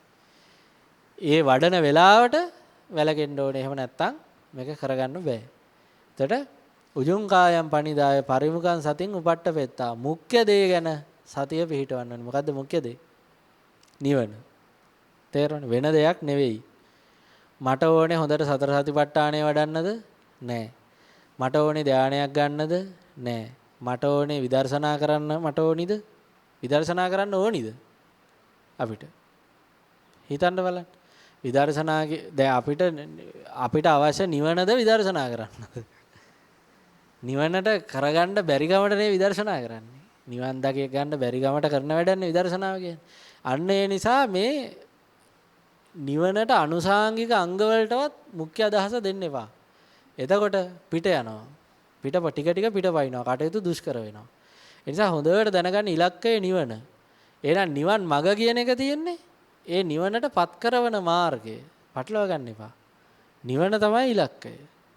එහෙනම් පරිමුඛං සතින් උපට්ඨ වෙත්තා. ධානයක් ගන්නවත් මේ සතර සතිපට්ඨානය වඩන්නවා, විදර්ශනා කරනවා, විපස්සනා කරනවත් මේ අහවල් විදියට මං කරා කියන්නවත් වෙන මොකක් කර ලෞකික දෙයකටවත් එහෙම කිසිවක් නෙවෙයි ඉලක්කය.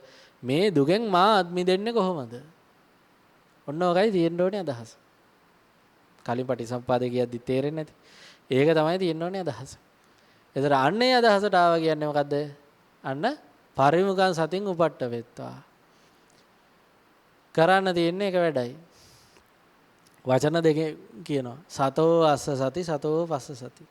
ඒක තමයි පස්සේ විස්තර කරලා කියන්නේ. මෙච්චරයි නිවන් දකින්න මෙච්චරයි කරන් තියෙන්නේ. සතෝ අස්ස සති සතෝ පස්ස සති. දැන් මේ මොකද්ද කියන්නේ? දැන් හොඳට හිතලා බලන්න. දැන් ලෝකේ දුකයි. එහෙනම් ලෝකෙට ඇලිලා වැඩක් නැහැ. හරි. ඔය අපි කිව්වේ ප්‍රතිඵලනේ. ඇලුන් නැත්තම් සැප. ඇලුනොත් ලෝකේ දුක. ඔය දෙකම ප්‍රතිඵල. අපිට දැන් මෙතන කරන්නේ මොකද්ද කියලානේ අපි කතා කරන්නේ. කරන්නේ මොකද්ද කියද්දී ඔය ප්‍රතිඵලේ නෙමෙයි කතාව. කරන්න ඕනේ මොකද්ද කියලා. එහෙනම්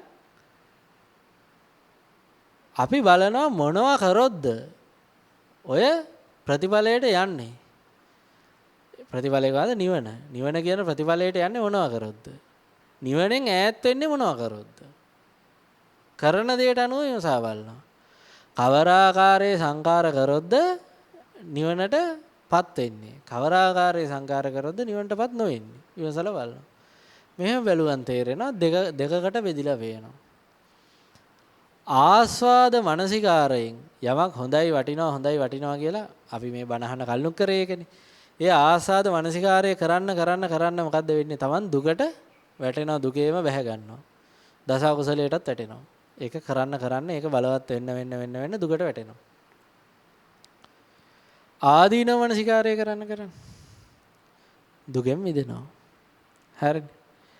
එහෙනම් අන්න දැනගන්න ඇසුරු කරන්න ඕනේ මොකද්ද? පහ කරන්න ඕනේ මොකද්ද? දැන් කරන්න ඕනේ කාරණා දෙක. දැන් නිවන ඇසුරු කරන්න කිව්වට නිවන ඇසුරු කරන්න බෑ ඇත්තට. ඇතර කරන්න වැඩක් කරන්න බෑනේ ඒක. ඒක ප්‍රතිඵලයක්. කරන්න පුළුවන් මොකද්ද? ආදීනව මානසිකාරය ඇසුරු කළ යුතුයි. ආසාද මානසිකාරය බැහැර කළ යුතුයි. සතෝ අස්ස සති නිවන මුල් කරගෙන අස්ස සති ඇසුරු කළ යුත්තේ ඇසුරු කරන මොකද්ද? ආදීන මානසිකාරය ඇසුරු කරනවා. සතෝ පස්ස සති නිවන මුල් කරගෙන ආසාද මානසිකාරයක් තියෙනවා නම් ඒක පහ කරනවා. ඒ කියන්නේ එදිනෙදා ජීවිතේ ආසාදයේ මූලිකව මෙන්න මේ දේ හොඳයිනේ වටිනවනේ. මේ දේ පුන පුනා ගන්න නැත්තම් හැම දෙයකම ඔහම හිතෙන්නේ නැහැ. මෙන්න මේ දේ පුන පුනා නැත්තම් කියලා හැම දෙයකම හිතෙන්නේ නැහැ. දැන් මට මෙන්න මේ පීරිසිය පුන පුනා නැත්තම් කියලා එහෙම එකක් නැහැ. තේරෙන තමන් බලන්න ඕනේ තමන්ට එහෙම හිතෙන්නේ මොනවද? අන්නේ ටික බලලා එහෙම හිතන එක තමයි අඩු කරන්න ඕනේ, බැහැර කරන්න.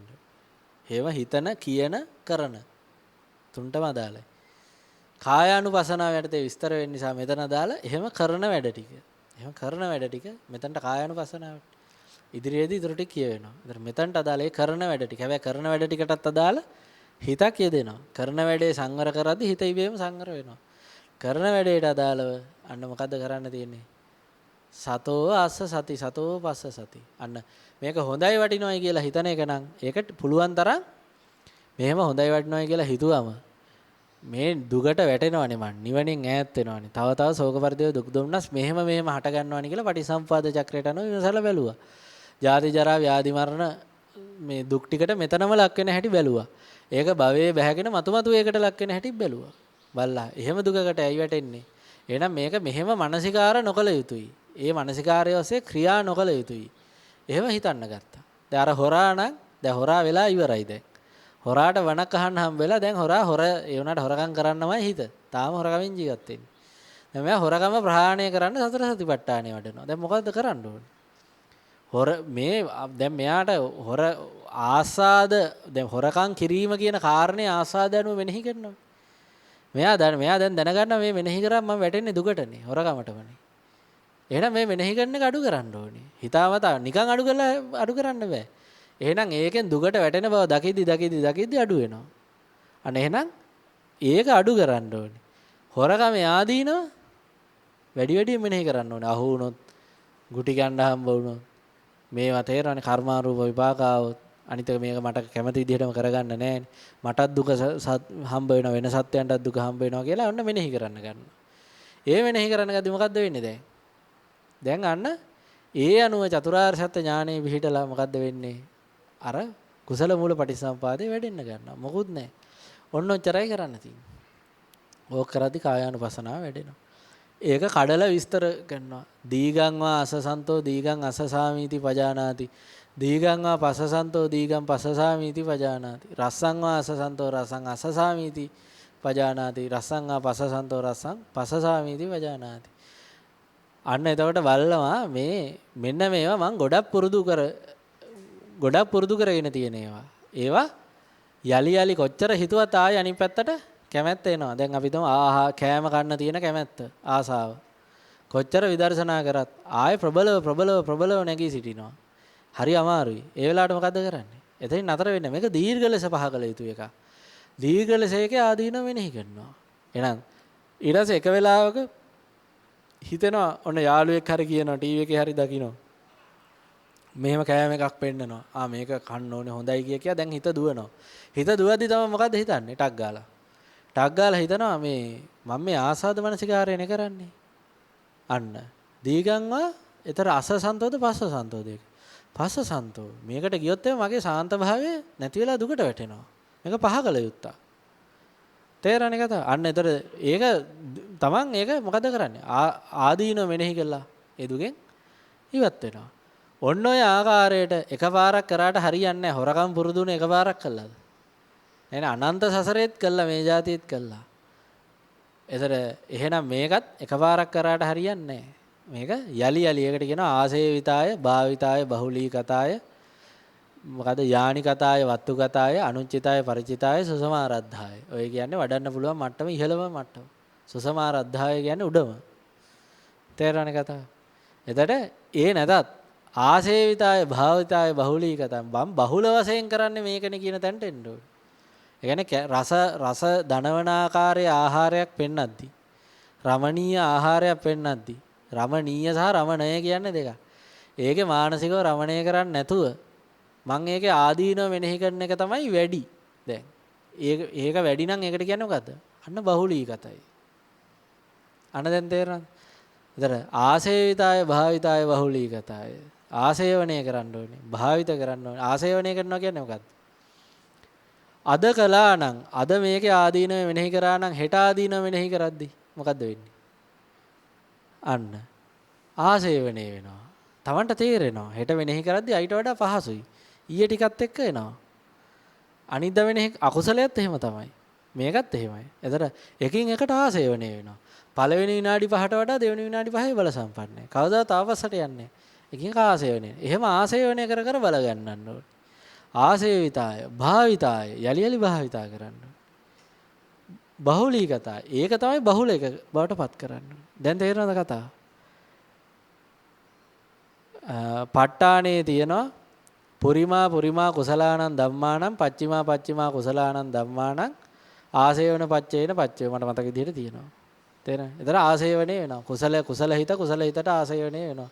අකුසල හිතට ආසේවණේ වෙනවා. අව්‍යාකත හිතට ආසේවණේ වෙනවා. එහෙනම් මේක පුරුදු කරන්න මොකද්ද වෙන්නේ? බල සම්පන්න වෙනවා. එන්නේ. තේරෙනවද? මේ ප ဋ ාණ කොටස යලි බලන්න හරිම වචනේ. එහෙම තියෙනවා. එතකොට ආසේවණේ වෙනවා. එන්න බල සම්පන්න වෙනවා. එන්න බල සම්පන්න වෙද්දි මොකද්ද වෙන්නේ? මාර්ගේ එන්න වැඩෙනවා. ඒක පුහුණු වෙනවා. එතකොට ඒ පටිච්ච සමුප්පාදේ වැඩෙද්දි අර කාය සංකාර මූලික වූ සෙස්ස මොකද්ද වෙන්නේ? නිරෝධ වෙලා යනවා. මෙතෙක් පුහුණු කරගත්තා වූ ටික නිරෝධ වෙනවා. ඒක සඳහන් කරනවා පස්සම් භයං කාය සංකාරං අසසිස්සාමීති සික්ඛති. පස්සම් භයං කාය සංකාරං පසසිස්සාමීති සික්ඛති. මෙන්න මේ කාය සංකාරය සංවර කරනවා. ලෝකේ අසාරත්වය වෙනෙහි කළා. ආසාද මනසිකාර කරන්නේ නැතුව කාය සංකාරය සංවර කරනවා. ඔය කියන්නේ මූල හරය. ඔය ආනාපාන සති විස්තර කරන්නේ මූල හරය. මේක සඳහන් කරනවා යතුගාන මිනිසෙක්. යතු ගානකොට නිකන් ඔහේ ලීයක් ගත්තා ඔහේ යතු ගාගෙන යන්නේ නැහනේ. එතකොට අවශ්‍ය භාණ්ඩය හදා ගන්න පුළුවන්ද? එහෙම කරන්න බෑ. අන්න ඥාණයෙන් බලනවා මං මේ හැඩේ ගන්න කොතනින්ද යතු ගන්න ඕනේ. මෙන්න මේ ටික මෙතන පොඩි ගැටයක් වගේ එකක් තියෙනවා. ගොඩක් යතු ගන්න ඕනේ. එකපාරක් යතු ගෑවට බෑ. ආය යතු ගන්න ඕනේ. මෙතන චූටි ඇදයක් තියෙනවා. ඒ චුට්ටක් යතු ගන්න ඕනේ. අන්න Tamanට තේරෙනවා යතු ගන්න ඕනේ ප්‍රමාණය. මෙන්න මේ ආකාරයට දීර්ඝ ලෙස ආදීන මෙනෙහි කරන්න ඕනේ තැන දීර්ඝ ලෙස ආදීන මෙනෙහි කරනවා. දීර්ඝ ලෙස අස්සාදානුපසනාව නොකර ඉන්න ඕනේ තැන දීර්ඝ ලෙස කරනවා. කෙටියෙන් ආදීන මෙනෙහි කරන්න ඕනේ තැන කෙටියෙන් ආදීන මෙනෙහි කරනවා. කෙටියෙන් අස්සාදානුපසනාව නවත්ත ගන්න ඕනේ තැන කෙටියෙන් අස්සාදානුපසනාව නවත්ත ගන්නවා. දැන් තේරෙනවද කතාව? ලොකු දෙයක් නෑ ඔක් කරන් තියෙන්නේ. ඉතින් කායානුපසනාවේ සෙසු වේවයිත් ඒක විස්තර කරනවා. අපි ඇවිදිනකොට වාඩි වෙනකොට හිට යනකොට එනකොට නිදා ගන්නකොට සම්පජානකාරියෝ මේවයිද බලනවා. මොකද්ද? ගච්ඡන්තෝ වා ගච්ඡාමිති පජානති. ඇවිදිද්දි බලනවා. මම මේ ඇවිදින්නේ මොකක් උදෙසාද? විමසලා බලනවා. මං ඇවිදින්නේ චිත්‍රපටියක් බලන්න. මේක අකුසල නෙවෙයි. අකුසලයක් නොවුනට ප්‍රියතාවෙන් චන්දරාගෙන් කරන එක. ශෝක පරිදේව දුක්ඛ දෝමනස්ස ජන්නේ කරනවා. එහෙනම් අන්න ඒක ආදීනව විමසලා බලනවා. විමසලා බලලා අර විදිහටම පුළුවන් විදිහට ඒක සංවර කරගන්නවා. සංවර කරන්න බැරි නම් ඒ නොදැනම ඕක වෙනදා නොදැනම නේද උනේ. ඊට වඩා ඉස්සරහින් තියෙන හිතලා වෙනවා කියන්නේ. දැන් සංවර කරන්න විදර්ශනා කරනවා. ටික ටික සංවර වෙනවා. එකපාරට වෙන්නේ නැහැ. ඇයි? මේක පුහුණු කරගත යුත්තක්. ආසේවිතාය භාවිතාය බහුලීගතය. පැහැදිලිද කතාව? එතකොට තව එකක් යනවා. මම මේ යන්නේ සතෙන් මරන්න. ප්‍රාණඝාතයක් කරන්න. බිත්තරයක් කඩලා බිත්තරයක් බෙද ගන්න යන්නේ. දැන් සතා මැරෙන්න යන්නේ. එතකොට මේක අකුසලයට වැටෙන එක. මේක නොකළ යුතුයි. අනේකෙන් සංවර වෙනවා. පැහැදිලිද කතාව? ඉතින් ඔන්න ඔය ආකාරයට අපි කයෙන් යම්කිසි ක්‍රියාවක් කරනවා නම් බලනවා ඇයි මේක කරන්නේ? කරාට පස්සේ ඒකෙන් මොකද උනේ කියලා හිතලා බලන එක නෙමෙයි කතාව. ඇයි මේක කරන්නේ? සිංහල කියවනක් තියෙනවා විසගෝර සර්පයා දැක නැර මෝඩයා කියනවනේ.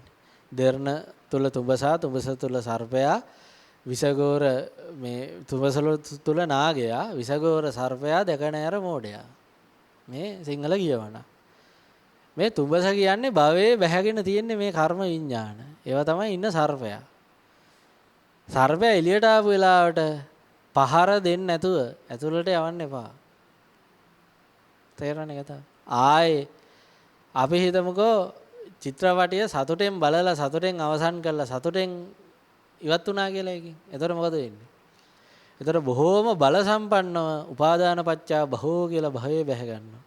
යලි යලි දුක් විඳින්න නියමිත වෙනවා. හැබැයි හරි නවත්ත ගන්න බැරුව බැලුණා.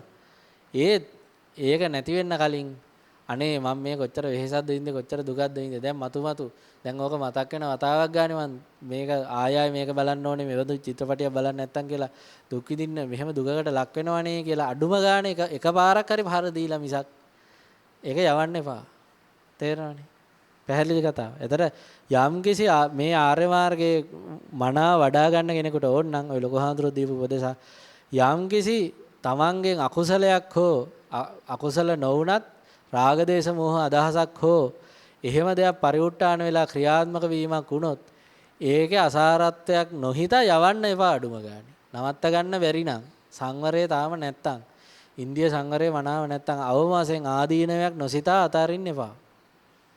තේරෙනවද? අර පාටියකට ගිහිල්ලා නටද්දී දැන් පාටියේ නටනවා සින්දු දාලා තියෙන්නේ යාළුවොත් එක්ක සමහරලාට වෙන මොන හරි පානයක් කරනවා. ඔය ASCII ධර්මයක් අනේ මතක් වෙන්න පුළුවන්. එතකොට ඒ වෙලාවට හිතන්න ඒ වෙලාවට ලොකු හාමුදුරුවෝ වාක්‍යයක් කියනවා හිතන්න මොකද්ද? වැහැරි විසිරෙන ජීවිතයක් ගෙවෙන හැටි. ඔහොම හිතලා නටන්න. ඔහොම හිතලා නටන්න. වැහැරි විසිරෙන ජීවිතයක් ගෙවෙන හැටි. තේරෙනවද? ඒව හිතන්න. ඉතින් යාළුවෙක් මොකක් හරි විනෝදා යාළුවෙක්කෝ ඒකනේ පාපමිත්‍ර සේවනය වෙන්නේ. ඉතින් එහෙම තමන් කැමති කෙනෙක්කෝ ජනප්‍රිය චරිතයක්කෝ එහෙම නැත්නම් මේ Facebook එකේ දකින්නවා හෝ යම්කිසි මෙහෙම ආසාද භුක්තිය ලබනවා දකින්නවා. ඒක මටත් මෙහෙම නැත්තම් කියලා හිතක් එක්ක ඒක අනුසය වෙන්න දෙන්න එපා. ඒකට බලන්න අනේ මේ වැහැරි විසිරෙන ජීවිතය මම ගෙවන හැටි මේකේ කොච්චර ආදීනව සහිතද. තේරෙන කතාව. අන්න එහෙම මෙනෙහි කරන්න ගන්න. මෙන්න මෙහෙම මෙනෙහි කරන්න මොකක්ද වෙන්නේ? කුසල විඥාණය බල ගැන්වෙනවා. විද්‍යාව පහළ වෙනවා අවිද්‍යාව නිරෝධ වෙනවා. අවිද්‍යාව සහගත සංකාර කාය සංකාර නිරෝධ වෙනවා.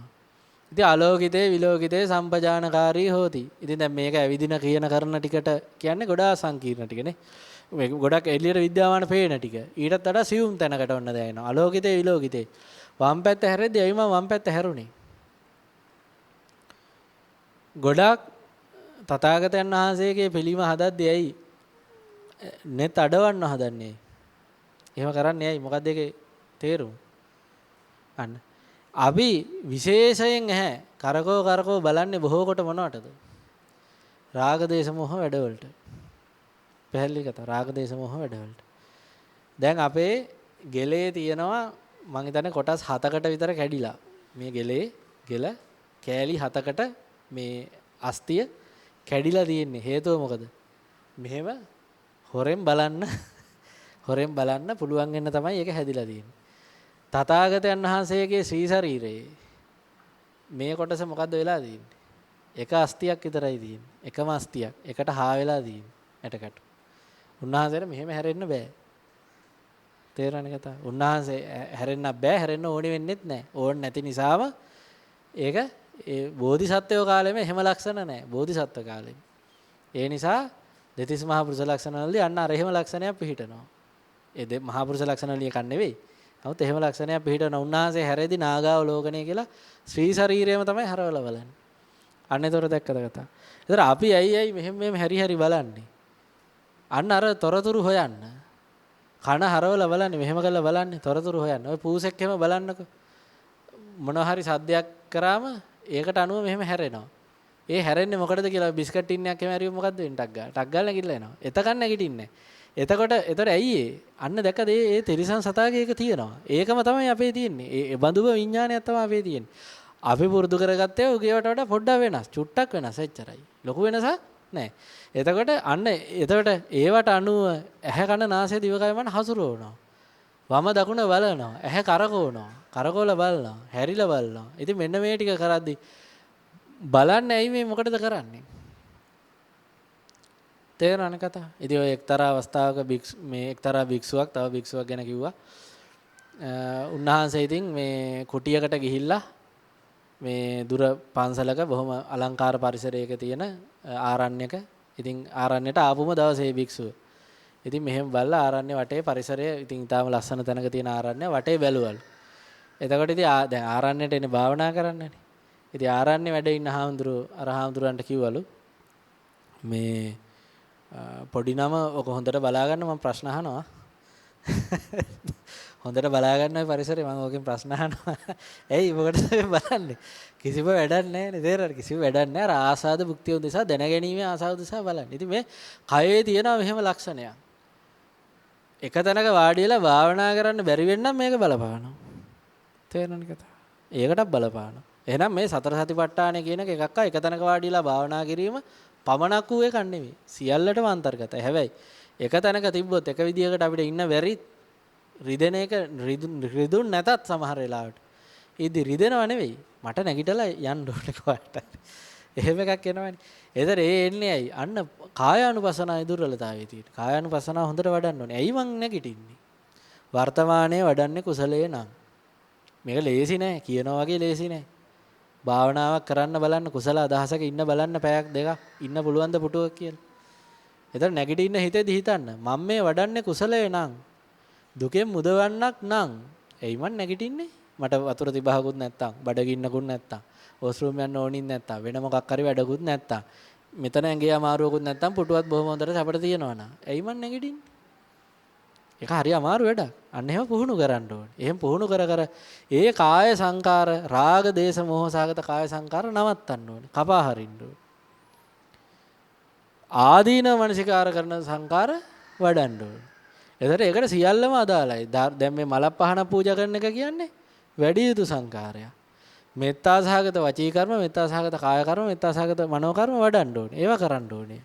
අන්න කරන්න ඕනේ ඒවා නොකරන්න ඕනේ ඒවා දැන් Tamanට පේන්න ගන්නවා. කාය සංකාරය. මෙන්න මෙහෙම කරගෙන යද්දි කායානුපස්සනාව වැඩෙනවා. ඔය කායික ක්‍රියා ගැන කිව්වේ.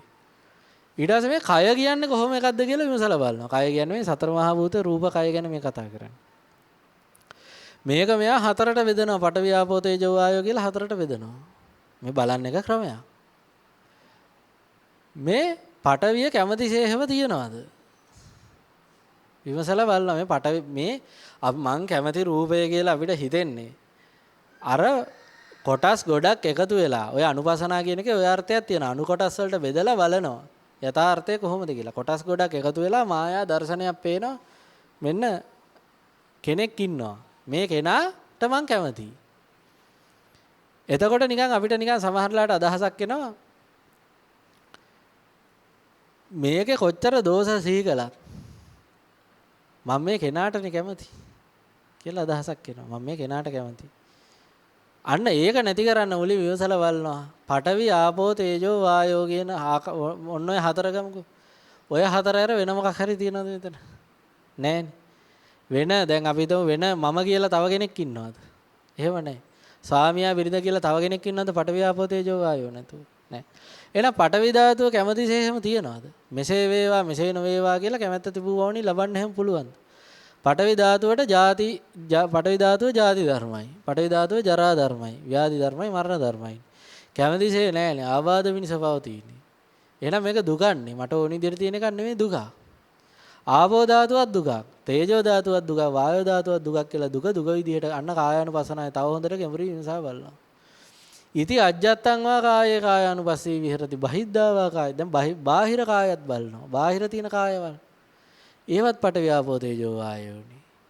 එහෙනම් ඒවත් කැමතිසේ නැහෙනි. අජ්ජත්ත බහිද්ධා වා කායේ කායානුපස්සී විහෙරති. මේ ඇතුළත පිටත දෙකම කැමතිසේ නැති භාවයෙන් සමානයි. වෙනසක් නැහෙනි. මේ සියල්ල කැමතිසේ නෑමයි දුකමයි අසාරමයි නේ කියලා මෙනෙහි කරලා බලනවා. ඒකම අපි පෙරත් කතා කරලා තියෙනවා දෙතිස් කුණපයන්ට වෙන් කළා. කොටස් 32කට කේසා ලෝමා නකා දන්තා තචෝ කියලා 32කට කඩලා බලනවා. මං කැමති මේ කාන්තාවට. මේ කෙස් ටික වෙනම කැමතිද? නැහැ. හම වෙනම කැමතිද? නැහැ. ලේ වෙනම කැමතිද? නැහැ. ඇටකටු වෙනම කැමතිද? නැහැ. දත් ටික වෙනම කැමතිද? ඔක්කොම හිතෙන් මවා ගන්න. තමන් ඉස්සරහා තියෙනවා මවා ගන්න. වෙන වෙනම කැමති නැහැ. හැබැයි ඒ ටිකේ එකතු ඇර වෙන කාන්තාව කියලා තව කෙනෙක් ඉන්නවද? පිරිමියා කියලා තව කෙනෙක් ඉන්නවද? නැහැ. එහෙනම් අන්නේ ටිකෙන් එකතුව හැදිච්ච එකක්ක් කැමතිසේ නැත්තම් මොකද්ද ඔය උඹ ඔය කියන්නේ ඔය ඔක්කොම කැමති තියනවා කියලා. කැමතිසේ නෑ වුණේ. ඒ සියල්ල කැමතිසේ නෑ වුණේ. අන්න ඥානයක් එනවා. මේ එකක්වත් කැමතිසේ නෑනේ. මට දුක් සහගතම දෙයක් නේද මේ සකස් වෙලා තියෙන්නේ. ඔන්න කායානුපසනාව තව බොහෝම ප්‍රබලව වැඩෙනවා. ඉතින් මේකේ උපරිමයට කියලා තියෙන්නේ නවසීවකතේ. Tamanට ආදේශ කරලා බලන්න මේ මලවිනියක් ඉන්ටර්නෙට් එකේ හරි ගහලා බලන්න. ඉතින් ශරීරයට මොකද වෙන්නේ? මැරිලා ඊටාම සුළු කාලයක් ඇතුළත දැන් හොඳට ඔය ඇඟ හදලා කෙට්ටු කරලා හරි මොකක් හරි කරලා ලස්සන කරගෙන තියාගෙන මේකප් කරලා තියාගෙන හිටියට අර මලවිනී මැරිච්ච තැන් වලින් නේ ගෙවල් වල එහෙම තියලා දවස් දෙකක් විතර ගිහලා හොයා ගන්නවනේ. ගොඩක් කල් නෙමෙයි. දවසයි සමහරලාට දෙකයි. ඇඳෙන් එකක් විශාලයි විනිය. තේරෙනවද? ඉදිමිලා. තේරෙනවනේ. ඇඳුම හැම වගේ වෙලා ඇඟට මැලිලා. එච්චරට විශාල නේ වෙලා. පිම්බිලා. ඇතුළ මේ එක්ක නිල් පාට වෙලා එක්ක රතු පාට වෙලා එහෙමයි ස්වභාවය. සම්පූර්ණ අලංකාරය විකෘති වෙලා. ඊටසේ පණුව ගහලා ඉතින් තථාගතයන් වහන්සේ කියන ඔහොම එකක් ගෙනහිල්ලා දැම්මොත් එම කොහේ හරි මේ සොහනකට ඊට පස්සේ සත්තු කාලා විනාශ කරලා දානව නේද? ඇටකටු මතුවෙනව නේද? ඉතින් ඔහොම කොටස් වලට දිරලා කුඩු වෙලා යනව නේද? මගේ කයත් මේක ඉක්ම වූ කයක්ද? මං කැමති මෙහෙම කයකටද? මෙහෙම කයන්නේ මට උරුම. මෙහෙම කයන්නේ මට තියෙන්නේ. මේක ඉක්මෝල නැහනේ. ඔය ඉක්මෝල නැහැ කියන එක තමයි දකින්න ඕනේ. තේරෙනවනේ කතාව. කය මෙහෙම වෙනවා කියන එක කවුරුත් දන්නවා. ඒක දන්නවා. දන්න ඕනේ මේ ලස්සනට තියෙන කය මේ ස්වභාවය ඉක්මෝල නැහැ. තේරෙනවනේ කතාව. මගේ මේ ලස්සන කයේ මරුණට පස්සේ මෙහෙම වෙන්නේ නැති කයක් නෙවෙයි මේ තියෙන්නේ. කැමතිසේ නැහැ. අසාරයි දුකයි කියලා බලන්න ඕනේ. ඉතින් ඒක තමයි කියන්නේ මේ කය මැරලා යම් දවසක කුණු වෙනවා. ඇටකටු දිරලා මහ පොළොවට පස් වෙනවා. හැඩ වැඩ කියලා මෝඩය මෙහි රැවටෙනවා. අතෑර නිදලා බුදුනෝ නිවන්ට යනවා කියලා ඔය කියලා තින්නේ කායानुපසනාව තමයි. ඉතින් කෙනෙක් මේ ධාන කියන කාරණය ගැන යම් අවධානයක් තියෙනවා නම් ඉදිරියේ ඒවා ගැඹුරට කතා කරමු. නමුත් මේ ධානය වැඩිලා එන්න දොරටුව කායානුපසනාව. කායානුපසනාවෙන් තමයි ඒක වෙන්නේ. විවේකජම් ප්‍රීති සුඛං කියන්නේ විවේකය මෙන්න මේ කාය විවේකය. කායිකව සකසන්නා වූ කායික මානසික විවේකයෙන් තමයි විවේකජ ප්‍රීති සුඛ එන්නේ. ඒතර එහෙනම් මේ කායානුපසනාව තමයි ප්‍රථම ධානයට මාවත. ධාන කෙනෙකුට වඩන්න ඕන නම්. ඒකත් මම කියන්න. එතකොට ඔන්න කායානුපසනාව. ඉතින් කායානුපසනාව වඩද්දී ඔන්න ඔය ආකාරයට Tamanට වැඩිලා එනවා. ඉතින් කායානුපසනාව වඩද්දී මං කායානුපසනාව විතරයි වඩන්නේ. ඊතුරු අනුපසනාව තුන වඩන්නේ. එහෙම කියන්න බෑ. ඒවා මෙහෙම නිකන් වෙන්නේ නෑනේ. චතුරාර්ය සත්‍ය මෙනෙහි කළා. ඒ එක අනුපසනාවක් වඩද්දී අනුපසනාව හතරම වැඩෙනවා.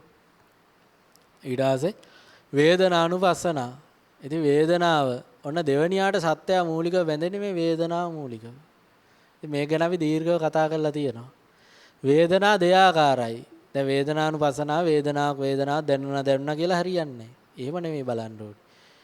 දැනුනේ කවර වේදනාවක්ද? වේදනාව දැනෙද්දි මෙච්චර කල් වේදනාව දැනෙද්දි නොවිමසා ඒක විමසා බලන්න නැතුව අතහැරලා දැම්මා.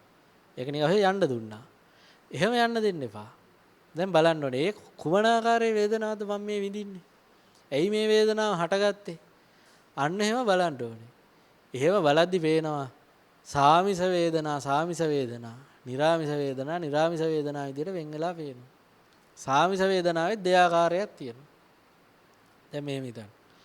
මෙන්න මේ වේදනා විභාග කයට කායික වෙන සැප දුක් වේදනා. අන්න Tamanට තේරෙනවා. මෙන්න මේ වේදනා මගේ කැමැත්තට චන්දරාගයට පංචකාම ගුණේ පටිච්ච උප්පජ්ජති කියලා චන්දරාගයට අනුව කැමැත්තට ආසාවට භවයේ වැහැගෙන තියෙන ඒකට මං කැමති රූපය දකින්න හම්බුණානේ. ඒකයි මේ චක්කු සම්පස්සජා සුඛ වේදනාව හම්බුනේ. මං කැමති සද්දය අහන්න හම්බුණා කියලා මං හිතනවානේ. ඒකයි මේ සුඛ වේදනාව හම්බුනේ. අන්න එහෙම වේදනාව විමසා බලන්න. අන්න එහෙම වේදනානුපස්සනාවේ වේදනාව විමසා බලද්දී Tamanට තේරෙනවා මේ කැමැත්ත මූලිකව Tamanට සුඛ වේදනා ස්වල්පයි. දුක් වේදනා අසහනයන් තමයි වැඩි. අන්න එතකොට බලනවා මේ දුකට මං වැටුනේ ඇයි? යමක් ප්‍රිය වශයෙන් මනාප වශයෙන් හොඳයි කියලා හිතපු නිසා ඒ හොඳ දේ දැන් නැති නිසා දුකයි. වෙන දුකක් එහෙම තියනවද මානසික? අපිට මානසික දුකක් තියෙනවා නම් ඕනෑම සියලු ප්‍රශ්න ඕනෑම ප්‍රශ්නයක් කියන්න. එතකොට මේ ප්‍රශ්නේ කියන්නේ මානසික දුකන්නේ. ඉතින් මේ මානසික දුකට අනිවාර්යෙන් ඒ ප්‍රශ්නේම වෙන වාක්‍යයකින් ලියන්න පුළුවන්. මෙන්න මේ ප්‍රිය දේ නැති නිසා දුකයි. ඕනෑම ප්‍රශ්නයක්. Tamanට ජීවිතේ තියෙනා වූ ඕනෑම ප්‍රශ්නයක් හිතාගන්න. හිතාගන්නේ මොකද? හිතාගෙන ඒක මෙන්න මෙහෙම වාක්‍යයෙන් ලියන්න පුළුවන්. මෙන්න මේ ප්‍රිය දේ නැති නිසා දුකයි. තේරෙනවද කතා? එහෙනම් එතනින් තේරෙන ප්‍රියමනාප භාවයක් යම් තැනක දුන්නද එතනින් මේ දුක්ඛේ සමුදය උනේ. අන්න වේදනාවක් කියලා හරිය ඕක දකින්න ඕනේ. ඕක දකිද්දි Tamanට තේරෙන්න ගන්නවා මෙබඳු ප්‍රියමනාපයක් නොගත යුතුයිනේ. අන්න නිවන උදෙසා මෙබඳු ප්‍රියමනාපයක් නොගත යුතුයි. Tamanට තේරෙනවා. එහෙම ප්‍රියමනාපයක් ගත්තොත් මහා දුක්ගිනි ජාලාවකට වැටෙනවා. ඒකෙන් හටගන්නා වූ ආසාද මාත්‍රයකුත් තියෙනවා. මෙන්න මේ දෙක බෙදිලා වේන්න ගන්නවා. විපාක සුව වේදනාව කරන්න දෙයක් නැහැ. විපාක දුක් වේදනාව කරන්න දෙයක් නැහැ. හැබැයි විපාක නොවු මේ જાතිය සමුදය කරගන්න එකක් තියෙනවා. ඒකෙන් මෙසේ මිදිය හැකියි කියලා Tamanට තේරලා අන්න මිදෙන්න කටයුතු කරනවා. ඔන්න ඕකට තමයි කියන්නේ වේදනානුපස්සනාව. ඒ සාමිස වේදනා. මෙහෙම මිදෙන්න කටයුතු කරද්දි මේ කෙනාට තේරෙනවා. මම මේ හොඳට දැන් සතර සතිපට්ඨානේ අද හොඳට වැඩුණා. මං කායික අසංවර භාවයක් වෙන්න තිබිලා සංවර කරගත්තා. මං සාර්ථකයි. ඒ වැඩේ අද නම් හොඳට කරා. දේවතාවක් හොඳට සංවර කරගත්තා. මෙන්න මේ අවස්ථාවේ මට හිතද්දිම මේකට හොඳට ධර්මයේ සිහිපත් වුණා. මෙන්න මෙහෙමත් සුඛ වේදනා තියෙනවනේ. අන්න ඒක සාමිස සුඛ වේදනාවද නිරාමිස සුඛ වේදනාවද? නිරාමිස. අන්න සාමිස සුඛ වේදනාති පජානාති. නිරාමිස සුඛ වේදනාති වේදනා. දැන් ඕක නැති කරන්න ඕනිද? නෑ. අන්න පටලවා ගන්න සුඛ වේදනා නැති කරන්න ඕනි කියලා ගත්තොත් මාර්ගය වැඩෙයිද? මාර්ගය වැඩෙන්නේ. නිරාමිස සුඛ වේදනාව තියෙන්න ඕනේ. ඉතින් ලෝකයේ අසාරත්වය මෙනෙහි කළා. සවිතක්ක සවිචාර ප්‍රීති සුඛ සහිත ප්‍රථම ධානයේට කෙනෙක් සමවදිනවා. ප්‍රථම ධානයේ ලෝකයේ අසාරත්වය මෙනෙහි කළා ඉන්න ප්‍රථම ධානයේ සුඛ වේදනාව. කායික මානසික සුඛය අසාරත්වය මෙනෙහි කරන නිසා ලෝකේ සැරිසරන්න ඕනේ නැහැ. ඒ නිසා කය සැහැල්ලුයි. සැරිසරන්න හිත මේ කය හසුරවන්න ඕනේ නැති නිසා සැහැල්ලුයි. වෙන සැහැල්ලුවක් නෙවෙයි. ඒ සැහැල්ලුව ඇසුරු කළ යුතුද පහ කළ යුතුද? ඇසුරු කළ යුතුයි. දැන් අහන පස්සද්ධි සම්පොඥංගේ පස්සද්ධිය ඉතින් ලෝකේ හට ගන්න සුඛයන්නේ. ඉතින් පස්සද්ධිය ඒකට බැඳුනොත් නිවන්ට නිවන් මාර්ගට බාධායි නේද? ඒකත් ඇලීමක් නේද? නෑ. පස්සද්ධි සම්පොඥංගෝකෝ මොග්ගල්ලාන මයා සම්ම දක්ඛාතෝ භාවිතෝ බහුලීකතෝ අවිඥාය සම්බෝධාය නිබ්බානාය සංවත්තති. මේ කායික සැහැල්ලුව වඩන්න භාවිත කරන්න බහුලීකృత කරන්න ඔබට අවිඥා ලැබෙනවා නිවන පිණිසම පවතින. අන්න දැක්කද කතාව? අපිට ඕන විදිහට අරන් හරියන්නේ නැහැ. හැම සුඛ වේදනාවන්නේ කායික සැහැල්ලුව සුඛ වේදනාවක් තියෙනවා. මගේ කය ඒකයි කියන්නේ විවේකජං කියලා. මගේ කය රාග දේශ මොහ අරමුණකට හසුරවන්නේ නැහනේ. කොච්චර සැහැල්ලුද? එහෙම හසුරවන්නේ නැති එක කොච්චර හොඳද කියලා හිතද්දි කායික සැහැල්ලුවක් එනවා. මානසික සැහැල්ලුවකුත් එනවා. ඒකෙන් එන සුඛයත් ප්‍රීතියත් නිවන පිණිසයි. තේරෙනා කතාව? දැන් ලෞකික ධානය සුඛය නෙවෙයි. ඒක එහෙම නෙවෙයි එන්නේ. ඒක වෙන විදිහකට එන්නේ. වෙන විවේකයකින් එන්නේ. ඒක නිවන පිණිස නෙවෙයි. මේක නිවන පිණිසයි. තේරෙන්නේ කතාව? අන්න එතකොට අන්න ඥානයක් එනවා. එහෙනම් සාමිස සුඛ වේදනා විදිහ නිරාමිස සුඛ වේදනා විදිහ මෙහෙම වෙන් කළා දැනගන්න ඕනේ. ඒ අනුව මාර්ගයේ වඩන්න ඕනේ. අන්න එතකොට කියනවා අන්න වේදනානුපස්සනාව වැඩෙන්න ගන්නවා.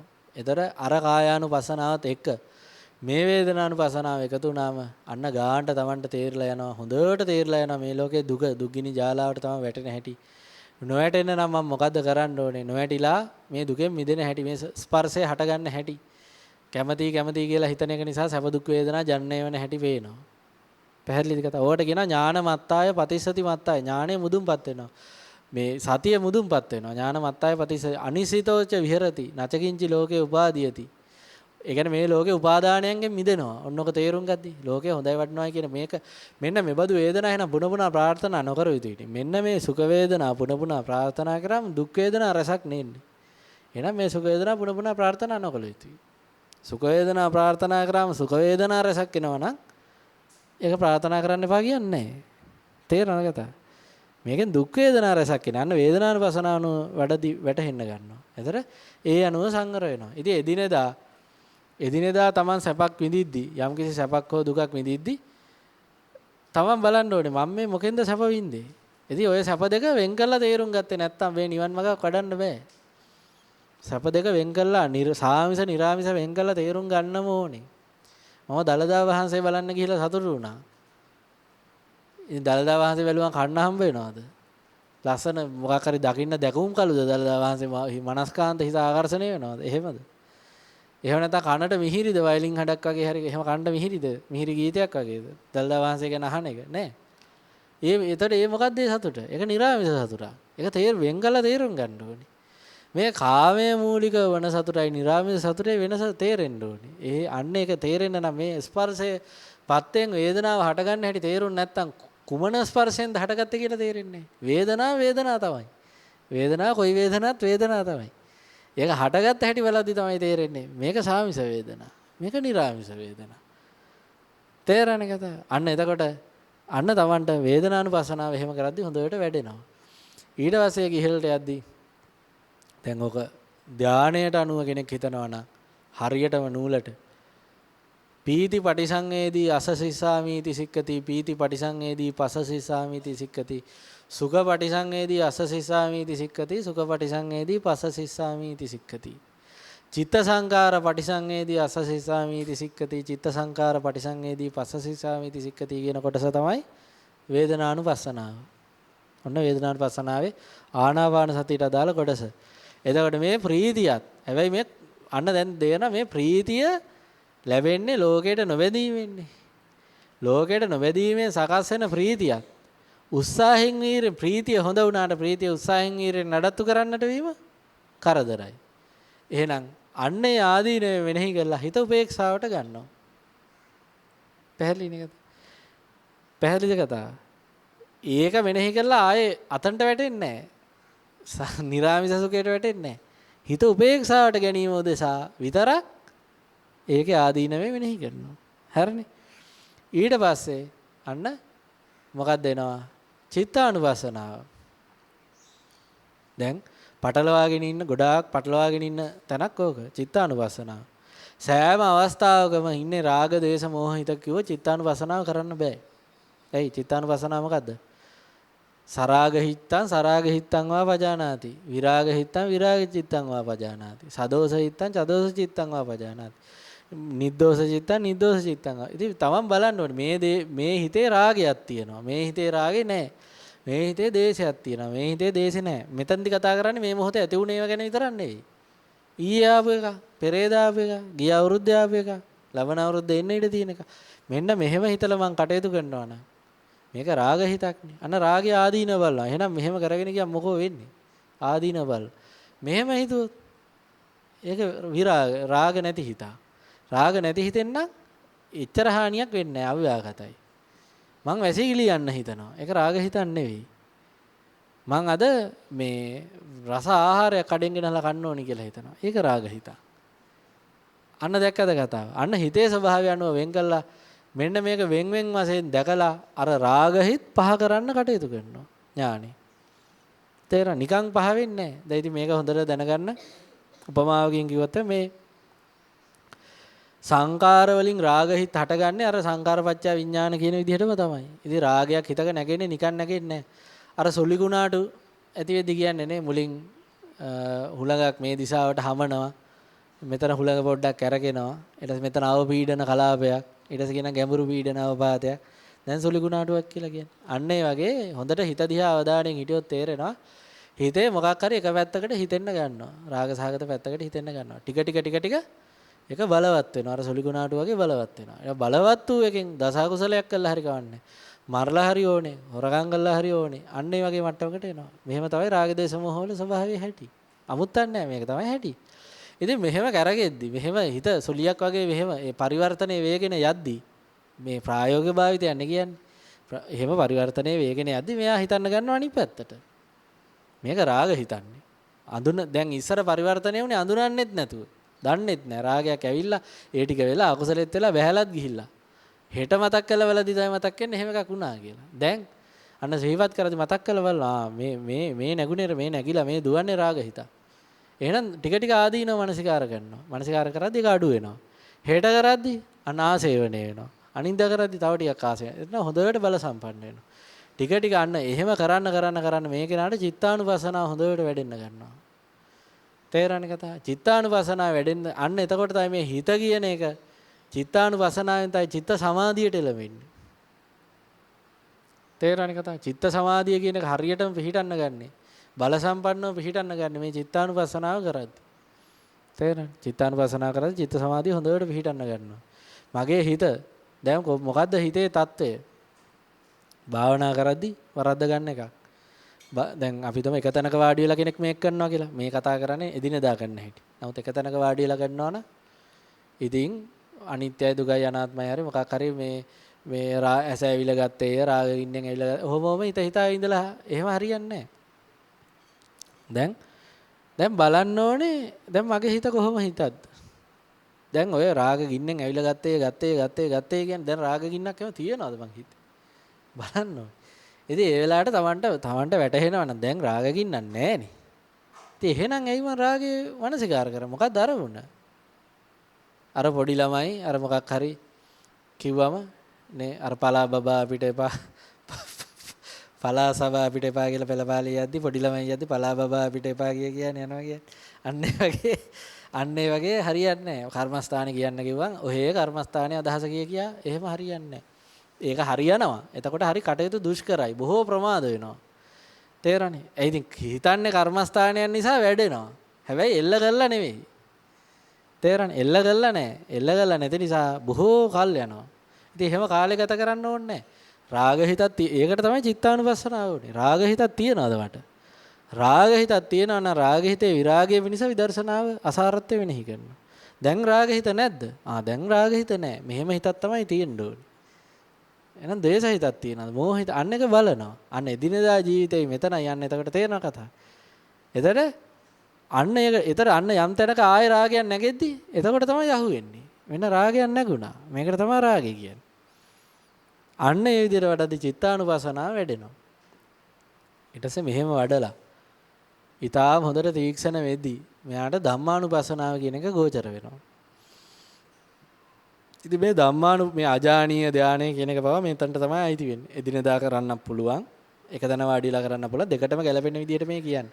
මේ කියන ධර්ම න්‍යාය එක තැන වාඩි වෙලා කරාද, සක්මන් කර කරාද, නිදාගෙන කරාද, හිටගෙන කරාද කියන එක මත රඳාපවතින්නේ නැහැ. එහෙම ගන්න නෙවෙයි මේ කියන්නේ. ඔන්න ධම්මානුපස්සනාව. ධම්ම කියන්නේ කුමකින් කුමක් දරනවද කියන එක තමයි බලන්නේ ධම්මානුපස්සනාව. දැන් අඹ ගහකින් අඹ ගෙඩියක් කැරෙන්නට වෙන එකක් දරන්නේ නැහැ. වී ඇටයක් පැල කරොත් වී ගහක් මිස තව එකක් දරන්නේ නැහැ. අන්න ඒක තමයි දරනවා කියන එකේ අර්ථය. ඉතින් ධම්මානුපස්සනාවේදී මුලින්ම බලලා පංච නීවරණ. අජ්ජත් මේක බොහොම පැහැදිලිව සතිපට්ඨාන සූත්‍රයේ ලස්සනට කියලා තියෙනවා. අජ්ජත් තමන්ගේ හිතේ කාම ඡන්දයන් නැగిලා නම් මගේ හිතේ කාම ඡන්දයන් නැగిලා කියලා මුලින්ම අඳුර ගන්න ඕනේ. මේක කාම ඡන්දයක්. කාම ඡන්දය කියන්නේ දැන් මේ පංච නීවරණ වලට තව නමක් තමයි දස අකුසල්. ඒතර කාම ඡන්දය පාපකාරී. ඒක නිකන් හුදෙක් චන්දරාගය නෙවෙයි. කාම ඡන්දය කියන්නේ ඉච්ඡාවෙන් අන්ධ වෙලා මේ කැමැත්ත නිසා මරලා හරි ගන්න ඕනේ. දැන් මරලා හරි ගන්න ඕනේ කිව්වම් කට්ටියට හිතෙනවා මට නම් එහෙම එකක් එන්නේ නැහැ නේ. එතකොට දැන් අපි හිතමුකෝ මෙහෙම ගෙදර මේ ආස්පස් කරද්දී තේරෙන ගෙදර ආස්පස් කරද්දී මේ කෑම එකට හැමතැනම කූඹි යනවා. එතකොට මෙතර කෑම එක කූඹි ටික අල්ලලා ටැප් එකට අල්ලලා කූඹි ටික හැමම හොදලා යවන එක ඉතින් මරලා හරි ගන්න ඕනේ තමයි. ඉතින් එක එක මට්ටම් ඒකේ. තේරෙනවද? දැන් බිත්තරයක් හදි මරලා හරි ගන්න ඕනේ තමයි. තේරෙනවද? දැන් කඩෙන් චිකන් ගද්දි එහෙම නැහැ. කඩෙන් මැරිච්ච සතෙක් ගද්දි එහෙම නැහැ. හැබැයි සතෙක්ව ඝාතනය කළා ගදී මරලා හරියන්න ඕනි කියන එක තමයි. තේරෙනා කතාව. අන්න එතකොට පැහැදිලි කතාව. අන්න හොඳට දැනගන්න. එතකොට කාමච්ඡන්දේ. එතන හොරකම් කළා හරි ඕනේ. තේරෙනා කතාව. බොරු කියලා හරි මේ කාමයේ වරදව හැසිරලා හරි ඕනේ. බොරු කියලා කේලම් පරසවචන ප්‍රලාප කියලා හරි දැඩි ලෝභයෙන් හරි කොහොම හරි මේක ඕනේ. ඔන්න ඕකට තමයි කියන්නේ. ඒ බඳු චන්දරාගයට තමයි කියන්නේ කාමච්ඡන්දේ. කාම ඉච්ඡාවෙන් අන්ධ වුණා. හොඳ නරක පේන්නේ නැති වුණා. ඉතින් කාමච්ඡන්ද සහගත හිත කාමච්ඡන්ද සහගත හිතයි දනි. දැනගන්න ඕනේ. දැන් මේක කියන ගොඩාක් තැන්වල ගොඩාක් අය අහන ප්‍රශ්නයන් නිසා මේකට උත්තරේ දෙන්නම්. දැන් කාමච්ඡන්දේ නැගුණම දැන් අකුසල හිතකනේ ඉන්නේ. එතකොට කොහොමද දන්නේ කාමච්ඡන්දේ කියලා? ඉතින් දන්නේ හිත එක හිතක් නෙමෙයි ක්‍රියා කරන්නේ. හිත මාරුවෙන් මාරුවට ක්‍රියා කරනවා. අකුසල හිතත් නැගෙනවා, කුසල හිතත් නැගෙනවා මාරුවෙන් මාරුවට. ඉතින් මාරුවෙන් මාරුවට කුසල හිත නැගෙන වෙලාවට තේරෙනවා අරක අකුසල හිත කියලා. ඒක අපිට මේ අතරින් පතර යන නිසා හිතෙන්නේ එකට තේරුණා වගේ. මට කේන්තිත් යනවා. කේන්තිය අස්සෙම Tamanට තේරෙනව නේද? මං කේන්ති ගන්න එක වැරදි කියලා. එහෙම අත්දැකීම් තියෙනවනේ. එහෙම වෙන්නේ කොහොමද? එහෙම වෙන්න බෑනේ. එහෙම වෙන්නේ හිත දෙකක් කියන්නේ මාරුවෙන් මාරුවට. ඒ හිත ගන්න එකම හිත ක්‍රියාවලිය මාරු වෙනවා. මාරුවෙන් මාරුවට යනවා. කාර්යය මත මාරු වෙනවා. ඉතින් ඒතර කාමච්ඡන්ද හිත කාමච්ඡන්ද හිතයයි දනි. ඊට පස්සේ මේ කාමච්ඡන්දේ කොහොමද සමුදේ වුනේ? මේ කාමච්ඡන්දේට වැටුනේ ඇයි? ඇයි මට මෙහෙම කාමච්ඡන්දයක් ආවේ? මෙන්න මේ දේවල් පමණ ඉක්මවා හොඳයි වටිනවයි කියලා චන්දරාගෙන් ගත්ත නිසා. හැබැයි ඒවා යථා ස්වභාවයේ ජාති ජරා ව්‍යාධි මරණ ස්වභාවයෙන් යුතු දෙයක්. ඒක නොදන්නාකම නිසා මේක හොඳයි වටිනවයි කියලා ගත්තා. ඒ නිසායි මේ කාමච්ඡන්දය ආවේ. එහෙනම් මේකත් එක්ක මෙයාට කාමච්ඡන්ද නිරෝධය වෙනවා. කාමච්ඡන්ද නිරෝධය මොකද? ඒකේ අසාරත්වය වෙනෙහි කරනවා.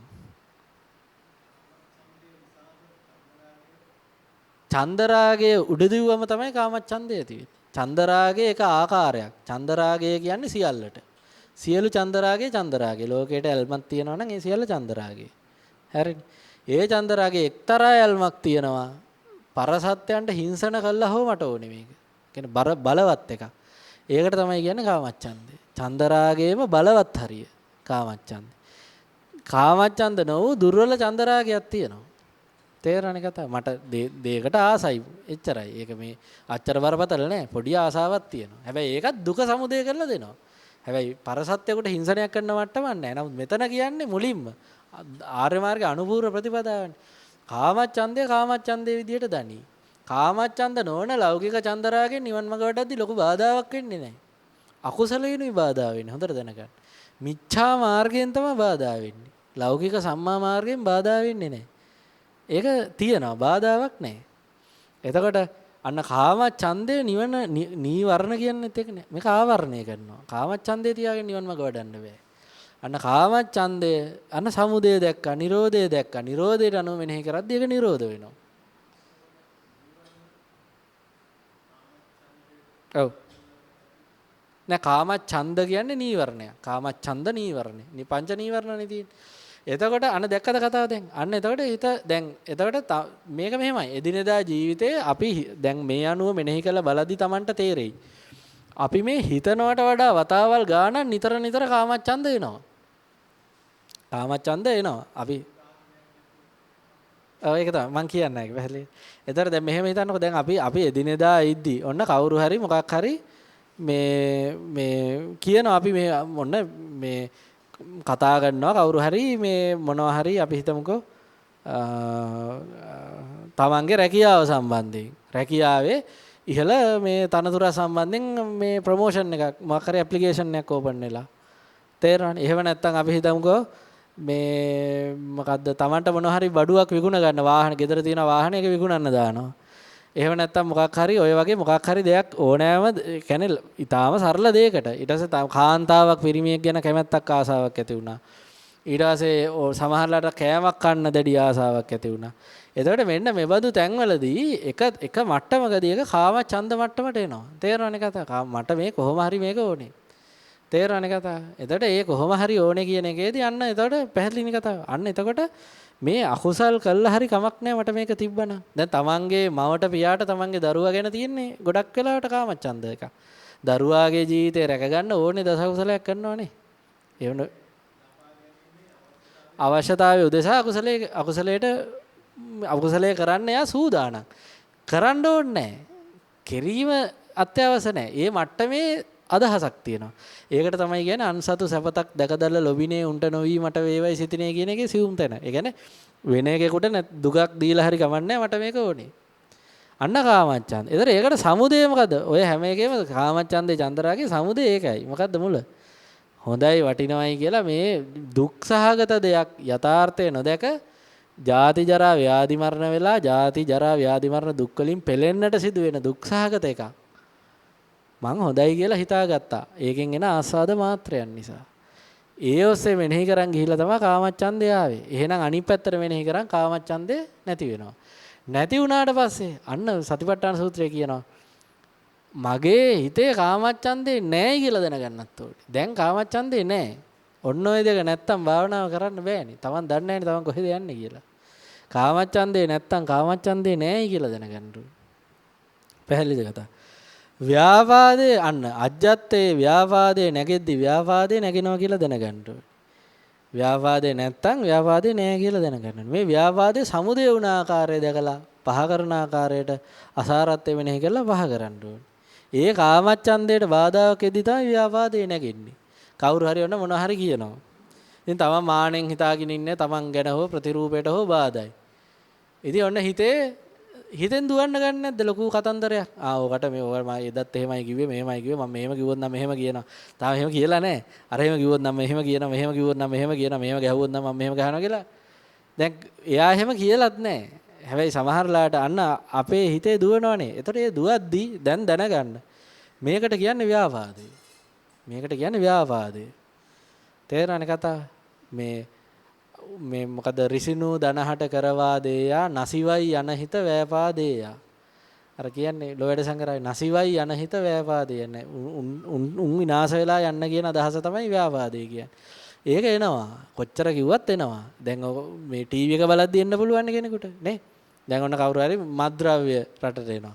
මේ කුඩු ගේන උන්නම් නැති වෙලා යන්න ඕනේ කියලා කියන්නේ නැද්ද? එහෙම කියනවනේ.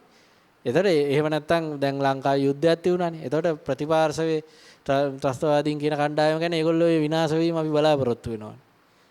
ඒක ලෞකික වශයෙන් මේ ලංකාව වශයෙන් ඒකේ මේ රටක් වශයෙන් ඒක වෙන කතාවක්. නමුත් ආර්ය මාර්ගය වඩන්න පුළුවන්ද එහෙම? බෑ. තේරෙනවද කතාව? එතකොට දැනගන්න ඕනේ දැන් මෙහෙමයි කතාව. මේකේ මාතෘකාව මේක. ඕක කලින් තිවිලා නැගිලා පහ වෙලත් යනවා. හැබැයි තමන් ඥාණයෙන් දන්නවා තියනවා කියලා එහෙම එක. එච්චරයි. දැන් මේකෙදි එහෙම බෑ. මේකෙදි හටගත්තා වූ ව්‍යාපාදේ මගේ හිතේ දැන් ව්‍යාපාද තියෙනවා කියලා දැනගන්න ඕනේ. නැත්තම් මගේ හිතේ දැන් ව්‍යාපාදේ නැහැ කියලා දැනගන්න ඕනේ. අන්න එහෙම දැනගත්තා නම් ඒ අනුව දැනගන්න ඕනේ මොකද්ද? අන්න සමුදය සහ නිරෝධය. මේ ව්‍යාපාදේ නැති වෙන්න නම් මොකද්ද කරන්න ඕනේ?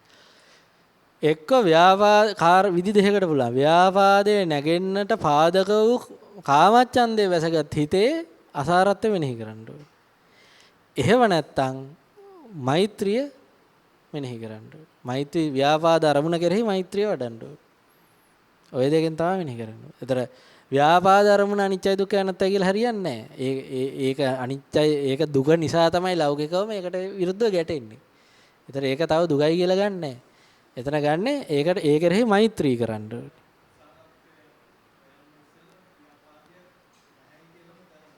නෑ එහෙම නෙවෙයි. ඒ අවස්ථාවේදී ව්‍යාපාදේ නැහැයි කියලා දැනගන්න කලින් දැන් මෙහෙමනේ ව්‍යාපාදයක් නැගුණා. ඔන්න මුලින්ම මෙහෙම කියතන ව්‍යාපාදයක් නැගුණා. නැගුණා වූ ව්‍යාපාදය කියලා දැනගත්තා කියන්නෙම විද්‍යාව දශමයක් හරි පහළ වෙලානේ. ඒතර ඒකෙන් දශමයක් හරි ව්‍යාපාදේ මර්ධනය වෙනවා. හැබැයි ඇත්ත කතාව ඔය දශමේ මර්ධනය වුණාට අපි පුහුණු කරලා නැති නිසා එහෙම් පිටින් මර්ධනය වෙන්නේ නැහැ. තේරෙන කතාව. එහෙම් පිටින් මර්ධනය වෙලා ඉවර වෙන්නේ නැහැ. ඒක ඉතින් ඒ ව්‍යාපාදේ වෙනදා වගේම සමානලාට යනවා. හැබැයි අපි අඳුනගත්ත අඩුම ගන්න. ඒකෙන් සතුටුයි. එහෙම 3-4 පාරක් ව්‍යාපාදේ ආදීනව මෙනෙහි කරද්දි. එහෙම නැත්තම් මේ තේරණේ අර ආසා ධර්මනේ ආදීනව හෝ මෛත්‍රිය මෙනෙහි කරද්දි අර ව්‍යාපාදේ මෙල්ල වෙන්න ගන්නවා. తాවකාලිකව යටපත් වෙනවා. తాවකාලිකව යටපත් වෙන්නේ අසාරත්වය මෙනෙහි කළානේ. හැබැයි අන්නේ අසාරත්වය මෙනෙහි කරපු නිසා හෝ හරිද? අසාරත්වය මෙනෙහි කළා නෙවෙයි නිකන් අපි වෙන වැඩක ඉන්න නිසා හෝ ව්‍යාපාදේ නැත්තම් දැන් උදාහරණයක් විදිහට දැන් අසාරත්වය මෙනෙහි කරපු නිසා නෙවෙයි. මෙතනට ඉන්න කට්ටියගේ ව්‍යාපාදයට අරමුණක් නැගුණ නැති නිසා හෝ මොකක් හෝ හේතුවක් නිසා ව්‍යාපාදේ නැහැ කියමු. දැන් ගොඩක් අයගේ ව්‍යාපාදය මේ අවස්ථාවේ නැතුව ඇතිනේ. ඉතින් ව්‍යාපාදේ නැත්තම් අන්න ව්‍යාපාදේ නැහැයි කියලා දැනගන්න ඕනේ. ඔය දෙකේ වෙනස දැනගත්තම තමයි තේරෙන්නේ මෙන්න මෙච්චරක් මගේ ව්‍යාපාද නැගෙනවනේ. ඒවා මේ ආකාරයට විදර්ශනා කරලා පහ කරන්න ඕනේ. උද්ධච්ච කුක්කුච්චයත් එසේමයි. උද්ධච්ච කුක්කුච්ච කියන්නේ උද්ධච්චය කියන එක සිවුම් මට්ටමක්. උද්ධච්ච කුක්කුච්ච කියන්නේ මේ මත පහත් යන්න වෙන්න. ඒ කියන්නේ උද්ධච්චය කියන්නේ මෙය මෙසේ විය යුතුයි කියන අදහස. මේ දේ මෙහෙම වෙන්න ඕනේ. මං හරි වටින කෙනෙක් නිසා මේ දේ මෙසේ විය යුතුයි. ඒකට කියනවා උද්ධච්චය. හරිද? ඒක අර උද්ධච්චය කිව්වට ඔය කියන අපි කියන ලෞකික මට්ටමට කියන්නේ උද්ධච්ච කුක්කුච්ච. කියන්නේ ඒ උදෙසා පහත් දෙයකට වැටෙනවා. Tamanට පහත් භාවයෙන් හෝ මට ඕන විදිහට කරගන්න ඕනි කියන අදහස. තේරෙනවනේ? මං වටින නිසා මෙසේ විය යුතුයි කියන අදහස. ඒකට කියනවා උද්ධච්ච කුක්කුච්ච. ඉතින් ඒ දැන් භාවනාවට බාධා වෙන සිවුම් උද්ධච්චයක් තියෙනවා. ඒ කියන්නේ හිත මට ඕන විදිහට හිත හැසිරෙන්නේ නැහනේ. දැන් හිත ඒ කාර්මුණක මේ වැද ගන්නෑ. නිවනේ හිත වැද ගන්නෑ. දැන් මේ බණ අහද්දි හිතට අවධානය යොමු වෙලාම තියෙන්නේ නැහනේ කියලා හිතේ විශ්ව ඒක නෙමෙයි. ඒ උද්දච්චය විතරයි. උද්දච්ච කුක්කුච්ච නෙවෙයි. උද්දච්ච කුක්කුච්ච කියන්නේ එතනින් එහාට එකක් එනවා මට ඕන විදිහට තියෙන්න ඕනේ. එහෙම තියාගන්න මම ඕන එකක් කරනවා. තේරෙනවද? ඔන්න උද්දච්ච කුක්කුච්චේ. ඒ උද්දච්ච කුක්කුච්චේ නිසා අන්න ඒකත් මගේ නැගුණා. දැන් නෑ. නැගෙන්නේ ඇයි? අවසානයේ මේ හොඳයි වටිනවයි කියලා ගත්ත නිසා නැගෙන්නේ. එහෙනම් ඒක පහව යන්නේ කොහොමද? ඔන්න ඔක බලන්න ඕනේ. පැහැදිලිද කතා? තිනමිද්ද කියන්නේ මොකද්ද? නිදිමත කියලා හරියන්නේ නැහැ. මේ කියන්නේ පාපකාරී තිනමිද්ද. තිනමිද්ද කියන්නේ මොකද්ද? මේ ලෝභ දේශ මොහ හිතල නැතුව ඉද්දී පාළුයි වගේ නිකන් හැංගීමක් තියෙනවා. ඒක නැතුව ඉන්න බෑ.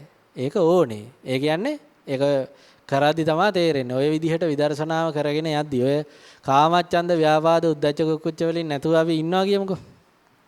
එහෙම ඉන්නවා අපි. එහෙම ඉඳි ඉන්න පුළුවන්ද කියලා බලන්න. ආය අරක ඕනේ. පෙර කරා වූ පුහුණුව ඕනේ. ඒකට දැඩි ආසාවෙන් බැඳෙන්න ඕනේ. ඕකට දෙකක් කියන්න ඕනේ. කොය කිව්වට මම මේ ව්‍යාපාදයේ පාලනය කරාට යටපත් කළාට ඒ වුණාට එහෙම බෑ. එහෙම ඉන්න බෑ. අමාරුයි. නලියනවා වගේ යංග. ආය ඕනේ අතන්ට යන්න. අන්න ඒකට තමයි කියන්නේ තිනමිද්දේ කියලා. තේරෙනවද කතාව? එතකොට ඒක පාපකාරී තිනමිද්දය. ඒක හිතේ නැගුණම තේරෙන්න දැන් මේ තිනමිද්දේ නැගිලා තියෙන්නේ. එහෙනම් ඒක නිරෝධයට අසාරත්වය මෙනෙහි කරන්න ඕනේ. ඒකම තමයි තව විදිහට කියන්නේ ආලෝක සංඥාව වඩන්න ඕනේ. ආලෝක සංඥාව කියන්නේ අලෝභ අදේශ අමෝහ හිතක් කියලා එකක් තියෙනවා. පංච නීවරණ නැති හිතක් කියලා එකක් තියෙනවා. ඒක සාන්තයි. පංච නීවරණ තියනවට වඩා ඒක හොඳයි. අන්නේ සංඥාව වඩන්න ඕනේ. ඒ සංඥාව වඩන්න ඒක තමයි සාන්ත්‍ය. පංච නීවරණ තමයි අමාරු. කියලා දුක පංච නීවරණ තමයි දුකට වැටෙන්නේ. මේවා පංච නීවරණ වලින් මිදීමක් තියනවාද? ඒකනේ සාන්ත කියලා. ඒක වඩන්න ඕනේ. ඒකට කියනවා අලෝක සංඥාව වඩනවා. අලෝක සංඥාව වඩද්දී යන තිනමිද්දේ දුර වෙනවා. ඊට පස්සේ පාපකාරී එකක් තියෙනවා විචිකිච්ඡාව. ඔය කිව්වට අපාය යනවා කියලා කවුද දන්නේ? දැන් සෝතාපන්නයෙකුට හිතවිලි එන්න පුළුවන්. ඔය සාධාරණීකරණය කරන්න නිකන් හිතවිල්ලක් එන්න පුළුවන්. ඉතින් ඔහොම හිතවිලි ඇවිල්ලා හිත පාපකාරී විචිකිච්ඡාවකට වැටෙනවා. ඒ අර සෝතාපන්නයගේ නැසී ගිය විචිකිච්ඡා සංයෝජනේ නෙවෙයි. පාපකාරී විචිකිච්ඡාවක් කියන ඔහොම එකක්. එහෙම එකක් එන්න පුළුවන්. ඒකට මොකද කරන්න තියෙන්නේ? අන්න ඒකට මෙන්න මේ ධර්මයේම සිහි කළා මේ අසාරත්වයම මේ ආකාරයට සිහි කරද්දී විචිකිච්ඡාව දුර වෙනවා. එතකොට එහෙනම් අන්න ඒ ටිකේදී මෙතන අනුපස්සනාවේදී මූලිකව දැනගන්න ඕනේ. Tamanට මේවා අඳුර ගන්න පුළුවන් වෙන්න ඕනේ. ඒවයි සමුදය දැනගන්න ඕනේ, නිරෝධය දැනගන්න ඕනේ. දැන් අජානීය ධානයේ විස්තර කරද්දී ඔන්න ඔය ටික එතන කාමච්ඡන්දේ කාම රාග කියලා හැඳින්වෙන්නේ. ඔන්න ඔය ටික ඔය පහ ඔය ආකාරයට දන්නවා නම් හටගන්න නොදී හිත පවත්නවා නම් ඒ විදිහට ඉන්නවා නම් එයා අජානීය ධායිතේ. අජානීය ධානයේ යාට වැඩෙනවා. ඒක ඉබේම වැඩෙන ධානයක්. අරමුණක් නැහැ. දැන් ඒතන් සන්තන් ඒතන් පණීතන් කියලා මුළු හෝල් එකටම ඇහෙන්න හයියෙන් කර්මස්ථාන කියා ඉන්න ගමන් හිතා ගන්න එපා මම මේ වඩන්නේ අරමුණක් නැති ධානයක් කියලා. දෙවියන්ට නෙවෙයි එහා පැත්තේ පුටුවේ ඉන්න කාටත් ඇහෙනවා මුගේ අරමුණ මොකද්ද කියලා. තේරෙන්නේ කතාව. ඒතර අරමුණක් නැති ධානය ඒකයි පටලවා ගන්න එපා. ඒක අරමුණක් නැති ධානයේ තියෙන කාරණේට ආධාරකයක්. ඒත් අරමුණක් කරා. ඒතර අරමුණක් නැති තැනට යන්න ආධාරකයක් අරගෙන තියෙන්නේ මේ අරමුණක් අරගෙන. එපා කියනව නෙවෙයි. ඒක හොඳයි. හැබැයි අර නියමම අජානීය කිව්වේ එතනිනුත් එහා එක. ඒ අරමුණ එහෙම අර පුහුණු වුණ කෙනා එක තැනකදී එහෙම නැතුව අසාර ලෝකයකට මොකට කාමච්ඡන්දයක්ද මොකට ව්‍යාපාදයක්ද මොකද ඔහොම කියලා එකෙන් අයින් වෙනවා. ඒකෙන් අයින් වෙලා හිත එතන කාමච්ඡන්දේ කාමරාගය කියලා කියන්නේ යන්නේ එක. ඒතර ඒ ටිකෙන් අයින් වුණාම අන්න හිත ධානයේ විහිදෙනවා. තේරෙනවද? ඒතර දැනුවත්ව ධානයේ ඉන්නවා. මොකොත් අරමුණ හිතන්නේ. එයා යනවා එනවා කනවා බොනවා ඇවිල්ලා වාඩි වෙනවා තමන්ගේ වැඩක් කරගන්නවා. බැලුවම මෙයාගේ හිත ප්‍රථම ධානයේ එක්ක ද්විතීය ධානයේ එක්ක තෘතීය ධානයේ. මෙයා කර්මස්ථානය සිහි කරන්නෙත් නෑ. මොකුත් මෙයා කරන්නේ නෑ. හැබැයි මෙයාගේ හිත ධානගතයි. එතකොට ප්‍රශ්නයක් එනවා කොහොමද එහෙම ඉන්නේ? මෙයා කර්මස්ථානය සිහි කරන්නේ නෑ හිතෙන්. හිතෙන් කිසිවක් සිහි කර ලෝකේ අසාරයි කියලාවත් මෙයා සිහි කර බලනවා පේන්නේ නෑ. අසාරයි කියලාවත් හිතන්නේ නෑ එයා. එහෙමවත් පේන්නේ නෑ. එයි අසාර ලෝකයකට මොනවට ඇලෙන්නද කියලා ප්‍රඥාවේ තීරණයක් එයාගේ ගර්භයෙන් ඇවිල්ලා තියෙන්නේ. තේරෙන්නේ කතා. ඒකට තමයි කියන්නේ අජානීය දෙයයිති. තේරෙන්නේ කතා. සාම රහත් වෙලත් නැහැ හැබැයි සමහරලාට. සාම රහත් වෙලත් නැහැ මග වඩන කෙනෙක්. හැබැයි මේ අවස්ථාවේ පරිඋත්ථාන වෙලා තියෙන්නේ හිත. තේරෙනවද? ඔන්න ඉතින් එතකොට ඒක.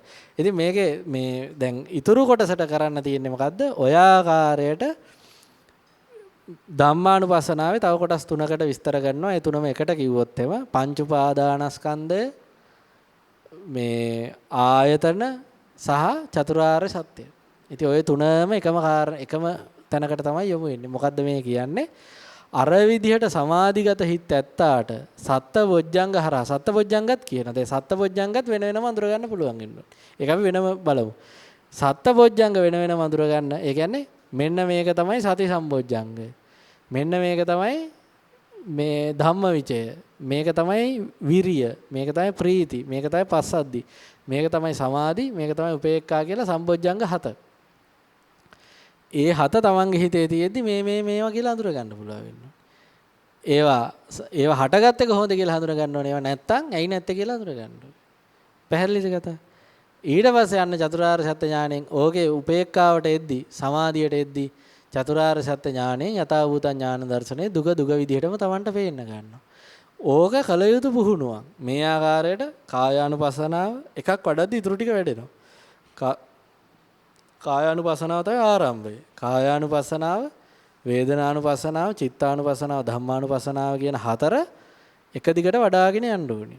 ඒක එදිනෙදා පුහුණු කරන්න ඕනේ. පුහුණු කරද්දී ආසේවණේ වෙවි, භාවිත වෙවි, බහුලීකృత වෙවි. ඒකේ බල සම්පන්න භාවයට එනවා. ඒකේ බල සම්පන්න භාවයට එද්දී අර ඥාණය මුදුන්පත් වෙලා, සතිය මුදුන්පත් වෙලා තණ්හාව නිරෝධය සිද්ධ වෙනවා. වෙන කරන්න ක්‍රමයක් නැහැ. ඕක තමයි කරන්න තියෙන්නේ. ඕක තමයි ඒකායන මාර්ගය. තේරෙනවද? ඒකායනෝ යම් මග්ගෝ සත්තානං විසුද්ධියා කිව්වේ ඕකට. ඉතින් තථාගතයන් වහන්සේ දේශනා කරනවා ඔන්න ඔහම ප්‍රායෝගිකව සත්‍යාර්ශයක් කරන්නේ නම් මේ ඵල දෙකෙන් එකක් කැමති විය යුතුය. එක්ක රහත් ඵලය, එක්ක අනාගාමී ඵලය.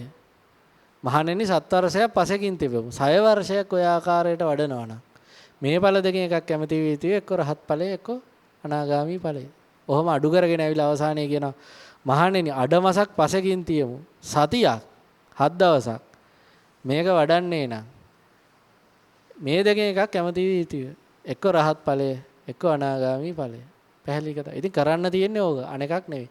ඕක කරද්දි Tamanටම ඥාණය පහළ වෙනවා. ධම්මස පහළ වෙනවා. චක්කු කරණී ඥාන කරණී උපසමාය අභිඥාය කියන්නේ. අන්න Tamanටම ධම්මස පහළලා Tamanටම මේක වඩන්න ඕනේ මෙහෙමයි කියලා Tamanගෙම ඥාණය පහළ වෙලා මේ Tamanට අපැහැදිලි තැන් පැහැදිලි වෙලා නිදහස් වෙලා එනවා. ඉතින් ඒ විදිහට කරන්න අපි ප්‍රශ්න සාකච්ඡාව අපි මේ තේ වෙලාවෙන් පස්සේ කරමු. එහෙනම් තෙරුවන් සරණයි.